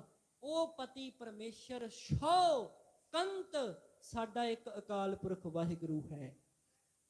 ਅਸੀਂ ਸਾਰੀਆਂ ਜੀਵ ਰੂਪ ਇਸਤਰੀਆਂ ਹਾਂ, ਸਾਡਾ ਪਤੀ ਕੌਣ ਹੈ? ਪਰਮੇਸ਼ਰ ਅਕਾਲ ਪੁਰਖ ਵਾਹਿਗੁਰੂ। ਹੁਣ ਇੱਥੇ ਮਹਾਰਾਜ ਅੱਗੇ ਦੱਸਦੇ ਨੇ ਕਿ ਇਹ ਜੀਵ ਰੂਪ ਇਸਤਰੀਏ, ਤੂੰ ਜ਼ਿੰਦਗੀ ਦੇ ਵਿੱਚ ਬੜੇ ਫੈਸ਼ਨ ਕੀਤੇ ਨੇ, ਬੜਾ ਆਪਣੇ ਆਪ ਨੂੰ ਸਜਾਇਆ ਹੈ, ਪਰ ਅਸਲੀ ਜਿਹੜਾ ਤੇਰਾ ਸ਼ਬਦ ਹੈ ਨਾ, ਮੈਨੂੰ ਸ਼ਬਦ ਵਰਤਣਾ ਚੰਗਾ ਤੇ ਨਹੀਂ ਲੱਗਦਾ ਪਰ ਵਰਤ ਦੇਣਾ, ਮਨ ਦਾ ਬਿਊਟੀ ਪਾਰਲਰ, ਮਨ ਨੂੰ ਸ਼ਿੰਗਾਰਨ ਵਾਲਾ ਬਿਊਟੀ ਪਾਰਲਰ ਹੈ ਸ਼ਬਦ, ਗੁਰੂ ਦਾ ਗਿਆਨ, ਗੁਰਬਾਣੀ ਦਾ ਸ਼ਬਦ। ਇਹਦੀ ਜਦੋਂ ਵਿਚਾਰ ਕਰਾਂਗੇ ਨਾ ਤੇ ਮਨ ਜਿਹੜਾ ਹੈ ਉਹ ਸੋਹਣਾ ਬਣ ਜਾਏਗਾ। ਫਿਰ ਮਨ ਸੋਹਣਾ ਬਣੇਗਾ। ਅੱਗੇ ਮਹਾਰਾਜ ਦੱਸਦੇ ਨੇ ਕਿ ਸ਼ਬਦ ਦਾ ਸ਼ਿੰਗਾਰ ਕਰ ਲੈ, ਬਾਕੀ ਫੈਸ਼ਨਾਂ ਦਾ ਤੈਨੂੰ ਚੇਤਾ ਹੀ ਭੁੱਲ ਜਾਏਗਾ, ਤੈਨੂੰ ਲੋੜ ਹੀ ਨਹੀਂ ਪੈਣੀ, ਤਰ੍ਹਾਂ ਤਰ੍ਹਾਂ ਦੇ ਆ ਪਾਊਡਰ ਲਾਉਣ ਦੀ ਲੋੜ ਹੀ ਨਹੀਂ ਪੈਣੀ। ਅੱਗੇ ਦੱਸਦੇ ਨੇ ਤੇ ਕਹਿੰਦੇ ਜੇ ਤੂੰ ਆਪਣੀਆਂ ਹੀ ਮਾਨਾਈਆਂ ਕਰਨੀਆਂ ਤੇ ਫਿਰ ਹਾਲਤ ਬਿਆਨ ਕੀਤੀ ਹੈ। ਮਹੱਲਾ ਤੀਜਾ। ਤੀਸਰੇ ਪਾਤਸ਼ਾਹ ਧੰਨ ਧੰਨ ਸਤਿਗੁਰੂ ਸ੍ਰੀ ਗੁਰੂ ਅਮਰਦਾਸ ਸਾਹਿਬ ਸੱਚੇ ਪਾਤਸ਼ਾਹ ਜੀ ਮਹਾਰਾਜ ਫਰਮਾਉਂਦੇ ਹਨ, ਬਿਨ ਸ਼ਬਦੈ ਸੁਧ ਨਾ ਹੋਵਈ, ਜੇ ਅਨੇਕ ਕਰੈ ਸਿੰਗਾਰ। ਬਿਨ ਸ਼ਬਦੈ ਸੁਧ ਨਾ ਹੋਵਈ, ਨਹੀਂ ਹੋਣਾ ਕਹਿੰਦੇ ਸ਼ੁੱਧ, ਨਹੀਂ ਪਵਿੱਤਰ ਹੋਣਾ ਜੇ ਤੂੰ ਅਕਾਲ ਪੁਰਖ ਵਾਹਿਗੁਰੂ ਦੇ ਸ਼ਬਦ ਨਾਲ ਨਾ ਸ਼ਿੰਗਾਰਿਆ ਗਿਆ। ਕਰੀ ਚੱਲ, ਲੋਕ ਵਿਖਾਵਾ ਹੈ, 4 ਦਿਨ ਦੀ ਸੋਭਾ ਹੀ ਹੈ, 4 ਦਿਨ ਦੀ ਬੱਲੇ ਬੱਲੇ ਹੀ ਹੈ, ਇੱਕ ਦਿਨ ਮਿੱਟੀ ਨੇ ਮਿੱਟੀ ਵਿੱਚ ਹੀ ਮਿਲ ਜਾਣਾ, ਮੁੜ ਕੇ ਚੇਤਾ ਵੀ ਭੁੱਲ ਜਾਣਾ। ਆਇਆ ਗਿਆ ਮੋਇਆ ਨਾਓ, ਕਹਿੰਦੇ ਮਨੁੱਖ ਆਉਂਦਾ ਹੈ, ਆ ਕੇ ਦੁਨੀਆ ਤੋਂ ਚਲਿਆ ਜਾਂਦਾ ਹੈ, ਲੋਕ ਨਾ ਹੀ ਭੁੱਲ ਜਾਂਦੇ ਨੇ, ਨਾ ਹੀ ਭੁੱਲ ਜਾਂਦੇ ਨੇ। ਹੁਣ ਅੱਜ ਤੁਹਾਨੂੰ ਖੁਦ ਨੂੰ ਨਹੀਂ ਪਤਾ ਹੋਣਾ ਤੁਹਾਡੇ ਪੜਦਾਦੇ ਦੇ ਦਾਦੇ ਦਾ ਕੀ ਨਾਂ ਹੈ, ਪਤਾ ਹੀ ਨਹੀਂ। ਪੜਦਾਦੇ ਦਾ ਕਿਸੇ ਕਿਸੇ ਨੂੰ ਪਤਾ ਹੈ, ਤੇ ਗਾਂ ਪੜਦਾਦੇ ਦੇ ਦਾਦੇ ਦਾ ਪਤਾ ਹੀ ਨਹੀਂ, ਪਿਤਾ ਦਾ ਹੀ ਨਹੀਂ ਪਤਾ, ਤੇ ਦਾਦੇ ਤੇ ਬੜੀ ਦੂਰ ਦੀ ਗੱਲ ਹੈ। ਇਸ ਕਰਕੇ ਰਹਿੰਦਾ ਕੌਣ ਹੈ?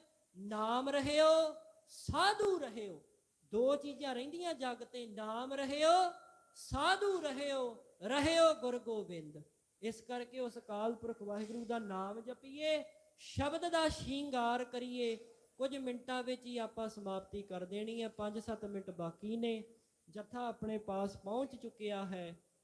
ਸਤਿਕਾਰਯੋਗ ਸਾਡੇ ਇਸ ਤੱਲਣ ਪਿੰਡ ਦੇ ਹੀ ਮਹਾਂਪੁਰਖਾਂ ਦੇ ਅਸਥਾਨ ਦੇ ਹੀ ਇਹ ਗੁਰੂ ਘਰ ਦੇ ਕੀਰਤਨੀਏ ਨੇ, ਹਜ਼ੂਰੀ ਕੀਰਤਨੀਏ। ਇਹਨਾਂ ਪਾਸੋਂ ਆਪ ਜੀ ਨੇ ਉਪਰੰਤ ਕੀਰਤਨ ਸਰਵਣ ਕਰਨਾ। ਆਓ ਥੋੜੇ ਸਮੇਂ ਵਿੱਚ ਹੀ ਆਪਾਂ ਸਮਾਪਤੀ ਕਰ ਦੇਣੀ। ਮਹਾਰਾਜ ਕਹਿੰਦੇ ਬਿਨਾਂ ਸ਼ਬਦ ਤੋਂ ਸੁਧ ਨਾ ਹੋ ਬਈ, ਭਾਵੇਂ ਨਾਨਾ ਪ੍ਰਕਾਰ ਦੇ ਸ਼ਿੰਗਾਰ ਕਰ ਲੈ, ਫਿਰ ਕੀ ਸਾਰ ਨਾ ਜਾਣਈ, ਦੂਜੇ ਭਾਏ ਪਿਆਰ। ਕਹਿੰਦੇ ਫਿਰ ਕੀ ਸਾਰ, ਉਸ ਪਤੀ ਪਰਮੇਸ਼ਰ ਦੀ ਤੂੰ ਚਿੰਤਾ ਹੀ ਨਹੀਂ ਕੀਤੀ, ਸੋਚਿਆ ਹੀ ਨਹੀਂ ਉਹਦੇ ਬਾਰੇ ਕਿ ਮੈਂ ਜੀਵ ਰੂਪ ਇਸਤਰੀ ਆ, ਆਪਣੇ ਪਤੀ ਪਰਮੇਸ਼ਰ ਨਾਲ ਮਿਲਾਂ। ਦੁਨਿਆਵੀ ਤੌਰ ਤੇ ਜੇ ਕੋਈ ਇਸਤਰੀ ਵਿਛੜ ਜਾਏ ਨਾ ਪਤੀ ਤੋਂ, ਜੇ ਕੁਝ ਸਮੇਂ ਲਈ ਅਣਬਣ ਹੋ ਜਾਏ ਤੇ ਉਹਨੂੰ ਪੁੱਛ ਕੇ ਵੇਖੋ ਕਿਵੇਂ ਅੰਦਰ ਤੜਫਦੀ ਹੈ, ਕਿਹੋ ਜੀ ਉਹਦੀ ਹਾਲਤ ਹੁੰਦੀ ਹੈ।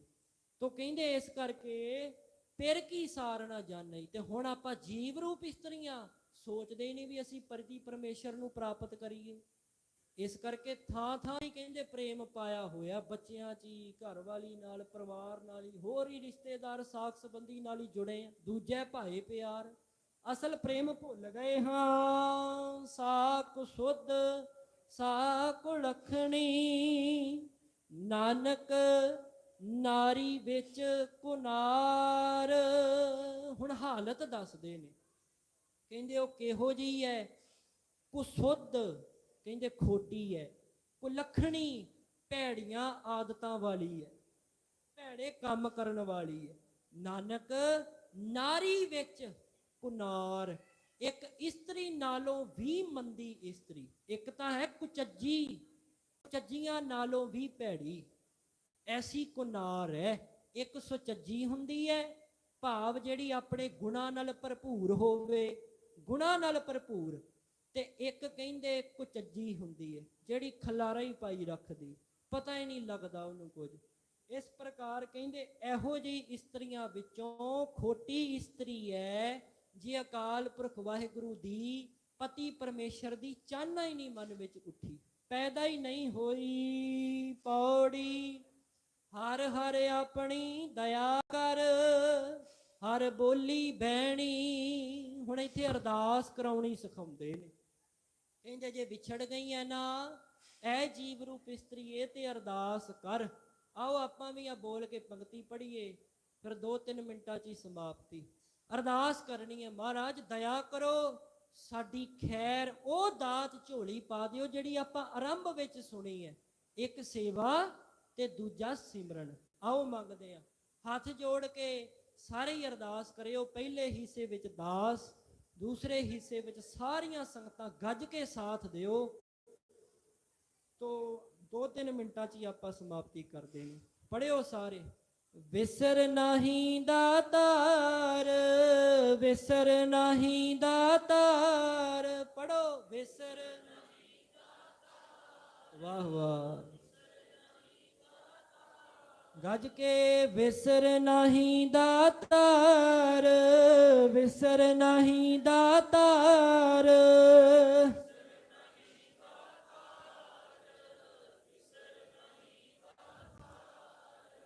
ਆਪਣਾ ਨਾਮ ਦੇਹੋ, ਆਪਣਾ ਨਾਮ ਦੇਹੋ।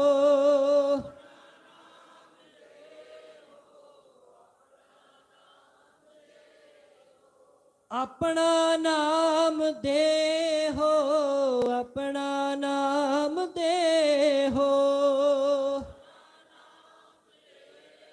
ਵਾਹ ਵਾਹ ਜੀ। ਗੁਣ ਗਾਵਾਂ ਦਿਨ ਰਾਤ, ਗੁਣ ਗਾਵਾਂ ਦਿਨ ਰਾਤ। ਗੱਜ ਕੇ ਵਾਹ ਵਾਹ। ਨਾਨਕ ਚਾਓ ਏਹੋ, ਨਾਨਕ ਚਾਓ ਏਹੋ। ਵਾਹ ਵਾਹ। ਵਿਸਰ ਨਹੀਂ ਦਾਤਾਰ, ਵਿਸਰ ਨਹੀਂ ਦਾਤਾਰ। ਸਾਰੀ ਸੰਗਤ ਬੋਲੋ। ਆਪਣਾ ਨਾਮ ਦੇਹੋ, ਆਪਣਾ ਨਾਮ ਦੇਹੋ।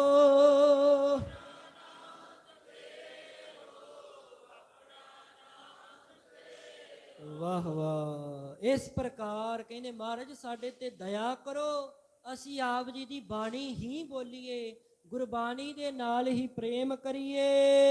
ਹਰ ਨਾਮ ਧਿਆਈ ਹਰ ਉਚਰਾ, ਹਰ ਲਾਹਾ ਲੈਣੀ। ਮਹਾਰਾਜ ਆਪ ਜੀ ਦਾ ਹੀ ਨਾਮ ਧਿਆਉਣਾ ਕਰੀਏ, ਆਪ ਜੀ ਦੇ ਨਾਮ ਦੀ ਹੀ ਵਿਚਾਰ ਕਰਨੀ ਕਰੀਏ, ਸੰਗਤ ਵਿੱਚ ਹੀ ਲਾਹਾ ਪ੍ਰਾਪਤ ਕਰੀਏ। ਜੋ ਜਪਦੇ ਹਰ ਹਰ ਦਿਨਸ ਰਾਤ, ਤਿਨ ਹੋ ਗੁਰ ਬੈਣੀ। ਮਹਾਰਾਜ ਕਹਿੰਦੇ ਫਿਰ ਜਿਹੜੇ ਦਿਨ ਰਾਤ ਲਗਨ ਦੇ ਨਾਲ ਜਪਦੇ ਨੇ ਉਸ ਅਕਾਲ ਪੁਰਖ ਵਾਹਿਗੁਰੂ ਪਰਮੇਸ਼ਰ ਦਾ ਨਾਮ, ਅਸੀਂ ਉਹਨਾਂ ਤੋਂ ਵਾਰੇ-ਵਾਰੇ ਜਾਂਦੇ ਹਾਂ, ਕੁਰਬਾਨ ਜਾਂਦੇ ਹਾਂ, ਬਲਿਹਾਰ ਜਾਂਦੇ ਹਾਂ। ਜਿਨ੍ਹਾਂ ਸਤਿਗੁਰ ਮੇਰਾ ਪਿਆਰਾ ਆਰਾਧਿਆ, ਤਿੰਨ ਜਨ ਦੇਖਾ ਨੈਣੀ। ਜਿਵੇਂ ਆਪਾਂ ਪੜ੍ਹਦੇ ਆ, ਜਿਨ੍ਹਾਂ ਮਿਲਿਆ ਆਪ ਜੀ ਦਾ ਹੀ ਸਵਾਸ ਸਵਾਸ, ਸਵਾਸ ਸਵਾਸ ਨਾਮ ਚੇਤੇ ਆਵੇ, ਸਹੀ ਪਿਆਰੇ ਮਿਲ ਲਹੋ। ਪੜ੍ਹਦੇ ਆ ਨਾ ਆਪਾਂ ਰੋਜ਼ ਅਰਦਾਸ ਵਿੱਚ, ਕਹਿੰਦੇ ਮਹਾਰਾਜ ਵੀ ਕਹਿੰਦੇ ਵੀ ਜਿਨ੍ਹਾਂ ਨੇ ਮੇਰੇ ਪਿਆਰੇ ਨੂੰ ਆਰਾਧਿਆ ਉਹਨਾਂ ਨੂੰ ਹੀ ਮੈਂ ਨੇਤਰਾਂ ਨਾਲ ਵੇਖਾਂ, ਹਰ ਸਮੇਂ ਉਹਨਾਂ ਨੂੰ ਹੀ। ਸਹੀ ਪਿਆਰੇ ਮਿਲ ਲਹੋ, ਜਿਨ੍ਹਾਂ ਮਿਲਿਆ ਸਵਾਸ ਸਵਾਸ, ਸਵਾਸ ਸਵਾਸ ਆਪ ਜੀ ਦਾ ਹੀ ਨਾਮ ਚੇਤੇ ਆਵੇ। ਹਉ ਵਾਰੇ ਆਪਣੇ ਗੁਰੂ ਕੋ, ਜਿਨ ਮੇਰਾ ਹਰ ਸਜਣ ਮੇਲਿਆ ਸੈਣੀ। ਕਹਿੰਦੇ ਮੈਂ ਬਲਿਹਾਰ ਐਸੇ ਵਿਚੋਲੇ ਤੋਂ, ਜਿਨੇ ਗੁਰਮੁਖ ਨੇ, ਜਿਸ ਮਹਾਪੁਰਖ ਨੇ, ਜਿਸ ਪ੍ਰੀਤਮ ਪਿਆਰੇ ਨੂੰ ਮਿਲਾਉਣ ਦੇ ਵਿੱਚ ਸਹਾਇਤਾ ਕੀਤੀ, ਐਸੇ ਗੁਰਸਿੱਖ ਤੋਂ ਸਤ ਸੰਗ ਦੇ ਵਿੱਚ ਕਹਿੰਦੇ ਮੈਂ ਉਹਦੇ ਤੋਂ ਕੁਰਬਾਨ ਜਾਨਾ, ਜਿਨੇ ਪਤੀ ਪਰਮੇਸ਼ਰ ਦੇ ਨਾਲ ਮੈਨੂੰ ਜੀਵ ਰੂਪ ਇਸਤਰੀ ਨੂੰ ਮਿਲਾ ਦਿੱਤਾ ਹੈ। ਸੋ ਆਓ ਇੱਥੇ ਹੀ ਆਪਾਂ ਸਮਾਪਤੀ ਕਰੀਏ। ਸਰਵਣ ਕੀਤਾ ਹੈ, ਸੇਵਾ ਕਰਨ ਦੇ ਨਾਲ ਕਾਲ ਕੁਝ ਨਹੀਂ ਵਿਗਾੜ ਸਕਦਾ। ਉਹ ਅਕਾਲ ਪੁਰਖ ਵਾਹਿਗੁਰੂ ਸਹਾਇਤਾ ਕਰਦਾ ਹੈ, ਉਹਦੇ ਤੋਂ ਲੈਦਾ ਕੋਈ ਤਾਕਤ ਨਹੀਂ ਜਿਹੜੀ ਸਰਬ ਕਲਾ ਸਮਰੱਥ ਸਾਨੂੰ ਬਚਾ ਸਕੇ। ਅਰਦਾਸ ਕਰੀਏ, ਮਹਾਰਾਜ ਜੰਮਣ ਮਰਨ ਕੱਟਿਆ ਜਾਵੇ, ਕਿਰਪਾ ਰਹਿਮਤ ਬਖਸ਼ਿਸ਼ ਮਿਹਰ ਦਇਆ ਕਰੋ, ਨਾਮ ਦੀ ਦਾਤ ਝੋਲੀ ਪਾਓ, ਸੇਵਾ ਅਤੇ ਸਿਮਰਨ ਦੀ ਦਾਤ ਬਖਸ਼ੋ, ਬਾਣੇ ਅਤੇ ਬਾਣੀ ਨਾਲ ਜੋੜੀ ਰੱਖੋ। ਇਹੀ ਅਰਦਾਸ ਹੈ। ਅਰਦਾਸ ਕਰਿਆ ਕਰੋ। ਇਸੇ ਤਰ੍ਹਾਂ ਜਨਮ ਵੀ ਇਸੇ ਸਥਾਨ ਦਾ ਹੀ ਹੈ, ਇੱਥੇ ਹੀ ਪਲੇ ਆ। ਆਪ ਸੰਗਤ ਨੂੰ ਪਤਾ ਹੀ ਹੈ, ਤੁਹਾਡੇ ਵਿੱਚ ਹੀ ਵੱਡਾ ਹੋਇਆ। ਤੋਂ ਮਹਾਰਾਜ ਕਿਰਪਾ ਕਰਨ, ਜਿੰਨੇ ਸਵਾਸ ਨੇ ਲੇਖੇ ਲਾ ਲੈਣ। ਅਰਦਾਸ ਕਰਿਆ ਕਰੋ ਇਸੇ ਤਰ੍ਹਾਂ, ਸਤ ਸੰਗਤ ਦੀ ਦਾਤ ਝੋਲੀ ਪਾ ਕੇ ਰੱਖਣ। ਸਵਾਸ ਸਵਾਸ ਰੋਮ ਰੋਮ ਕਰਕੇ ਆਪ ਸੰਗਤ ਦੇ ਚਰਨਾਂ ਤੇ ਨਮਸਕਾਰ ਹੈ, ਧੰਨਵਾਦ ਹੈ ਜਿਨ੍ਹਾਂ ਨੇ ਆ ਕਰਕੇ ਦਰਸ਼ਨ ਦਿੱਤੇ। ਐਤਵਾਰ ਦਾ ਦਿਹਾੜਾ, ਪਾਵਨ ਪਵਿੱਤਰ ਸਥਾਨ, ਸਾਡੇ ਮਹਾਪੁਰਖ ਧੰਨ ਧੰਨ ਸ਼ਹੀਦ ਸੰਤ ਬਾਬਾ ਨਿਹਾਲ ਸਿੰਘ ਸਾਹਿਬ ਜੀ ਮਹਾਰਾਜ, ਧੰਨ ਧੰਨ ਸ਼ਹੀਦ ਸੰਤ ਬਾਬਾ ਹਰਮ ਸਿੰਘ ਸਾਹਿਬ ਜੀ ਮਹਾਰਾਜ, ਧੰਨ ਧੰਨ ਬਾਬਾ ਦੀਪ ਸਿੰਘ ਸਾਹਿਬ ਜੀ ਮਹਾਰਾਜ, ਧੰਨ ਧੰਨ ਸਤਿਗੁਰੂ ਸ੍ਰੀ ਗੁਰੂ ਨਾਨਕ ਦੇਵ ਸਾਹਿਬ ਜੀ ਮਹਾਰਾਜ, ਧੰਨ ਧੰਨ ਸਤਿਗੁਰੂ ਸ੍ਰੀ ਗੁਰੂ ਗੋਬਿੰਦ ਸਿੰਘ ਸਾਹਿਬ ਸੱਚੇ ਪਾਤਸ਼ਾਹ ਜੀ ਮਹਾਰਾਜ, ਧੰਨ ਧੰਨ ਸਤਿਗੁਰੂ ਸ੍ਰੀ ਗੁਰੂ ਗ੍ਰੰਥ ਸਾਹਿਬ ਸੱਚੇ ਪਾਤਸ਼ਾਹ ਜੀ ਮਹਾਰਾਜ। ਤਿਨਾਂ ਦਾ ਸਵਾਸ ਸਵਾਸ ਰੋਮ ਰੋਮ ਕਰਕੇ ਸ਼ੁਕਰਾਨਾ ਧੰਨਵਾਦ ਹੈ। ਸਤਿਕਾਰਯੋਗ ਵੀਰ ਭਾਈ ਸਾਹਿਬ ਭਾਈ ਕਰਮਜੀਤ ਸਿੰਘ ਜੀ ਨਾਲ ਸਾਰੇ ਜਿੰਨੇ ਵੀ ਸਤਿਕਾਰਯੋਗ ਸਾਡੇ ਵੀਰ ਨੇ, ਤਿਨਾਂ ਦਾ ਵੀ ਮੈਂ ਤਹਿ ਦਿਲੋਂ ਧੰਨਵਾਦ ਕਰਦਾ। ਦਾਸ ਆਪ ਸੰਗਤ ਦਾ ਵੀ ਇੱਕ ਵਾਰ ਫੇਰ ਸ਼ੁਕਰਾਨਾ ਹੈ। ਸਾਰਿਆਂ ਤੋਂ ਨਾਲੋਂ ਵੱਧ ਧੰਨਵਾਦ ਮੇਰੇ ਸੱਚੇ ਪਾਤਸ਼ਾਹ ਧੰਨ ਧੰਨ ਸ੍ਰੀ ਗੁਰੂ ਗ੍ਰੰਥ ਸਾਹਿਬ ਜੀ। ਗੱਜ ਕੇ ਆਖੋ ਜੀ, ਧੰਨ ਧੰਨ ਸ੍ਰੀ ਗੁਰੂ ਗ੍ਰੰਥ ਸਾਹਿਬ ਸੱਚੇ ਪਾਤਸ਼ਾਹ ਜੀ ਦਾ ਸਵਾਸ ਸਵਾਸ ਰੋਮ ਰੋਮ ਕਰਕੇ ਸ਼ੁਕਰਾਨਾ ਧੰਨਵਾਦ।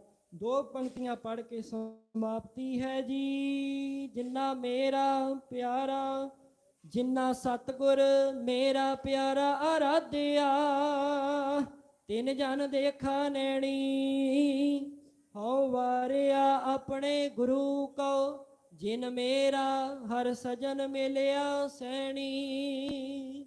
ਵਾਹਿਗੁਰੂ ਜੀ ਕਾ ਖਾਲਸਾ, ਵਾਹਿਗੁਰੂ ਜੀ ਕੀ ਫਤਿਹ ਜੀ। ਆਏ ਪ੍ਰਭ ਸਰਣਾਗਤੀ, ਕਿਰਪਾ ਨਿਧ ਦਇਆਲ, ਏਕ ਅਖਰ ਹਰ ਮਨ ਬਸਤ, ਨਾਨਕ ਹੋਤ ਨਿਹਾਲ।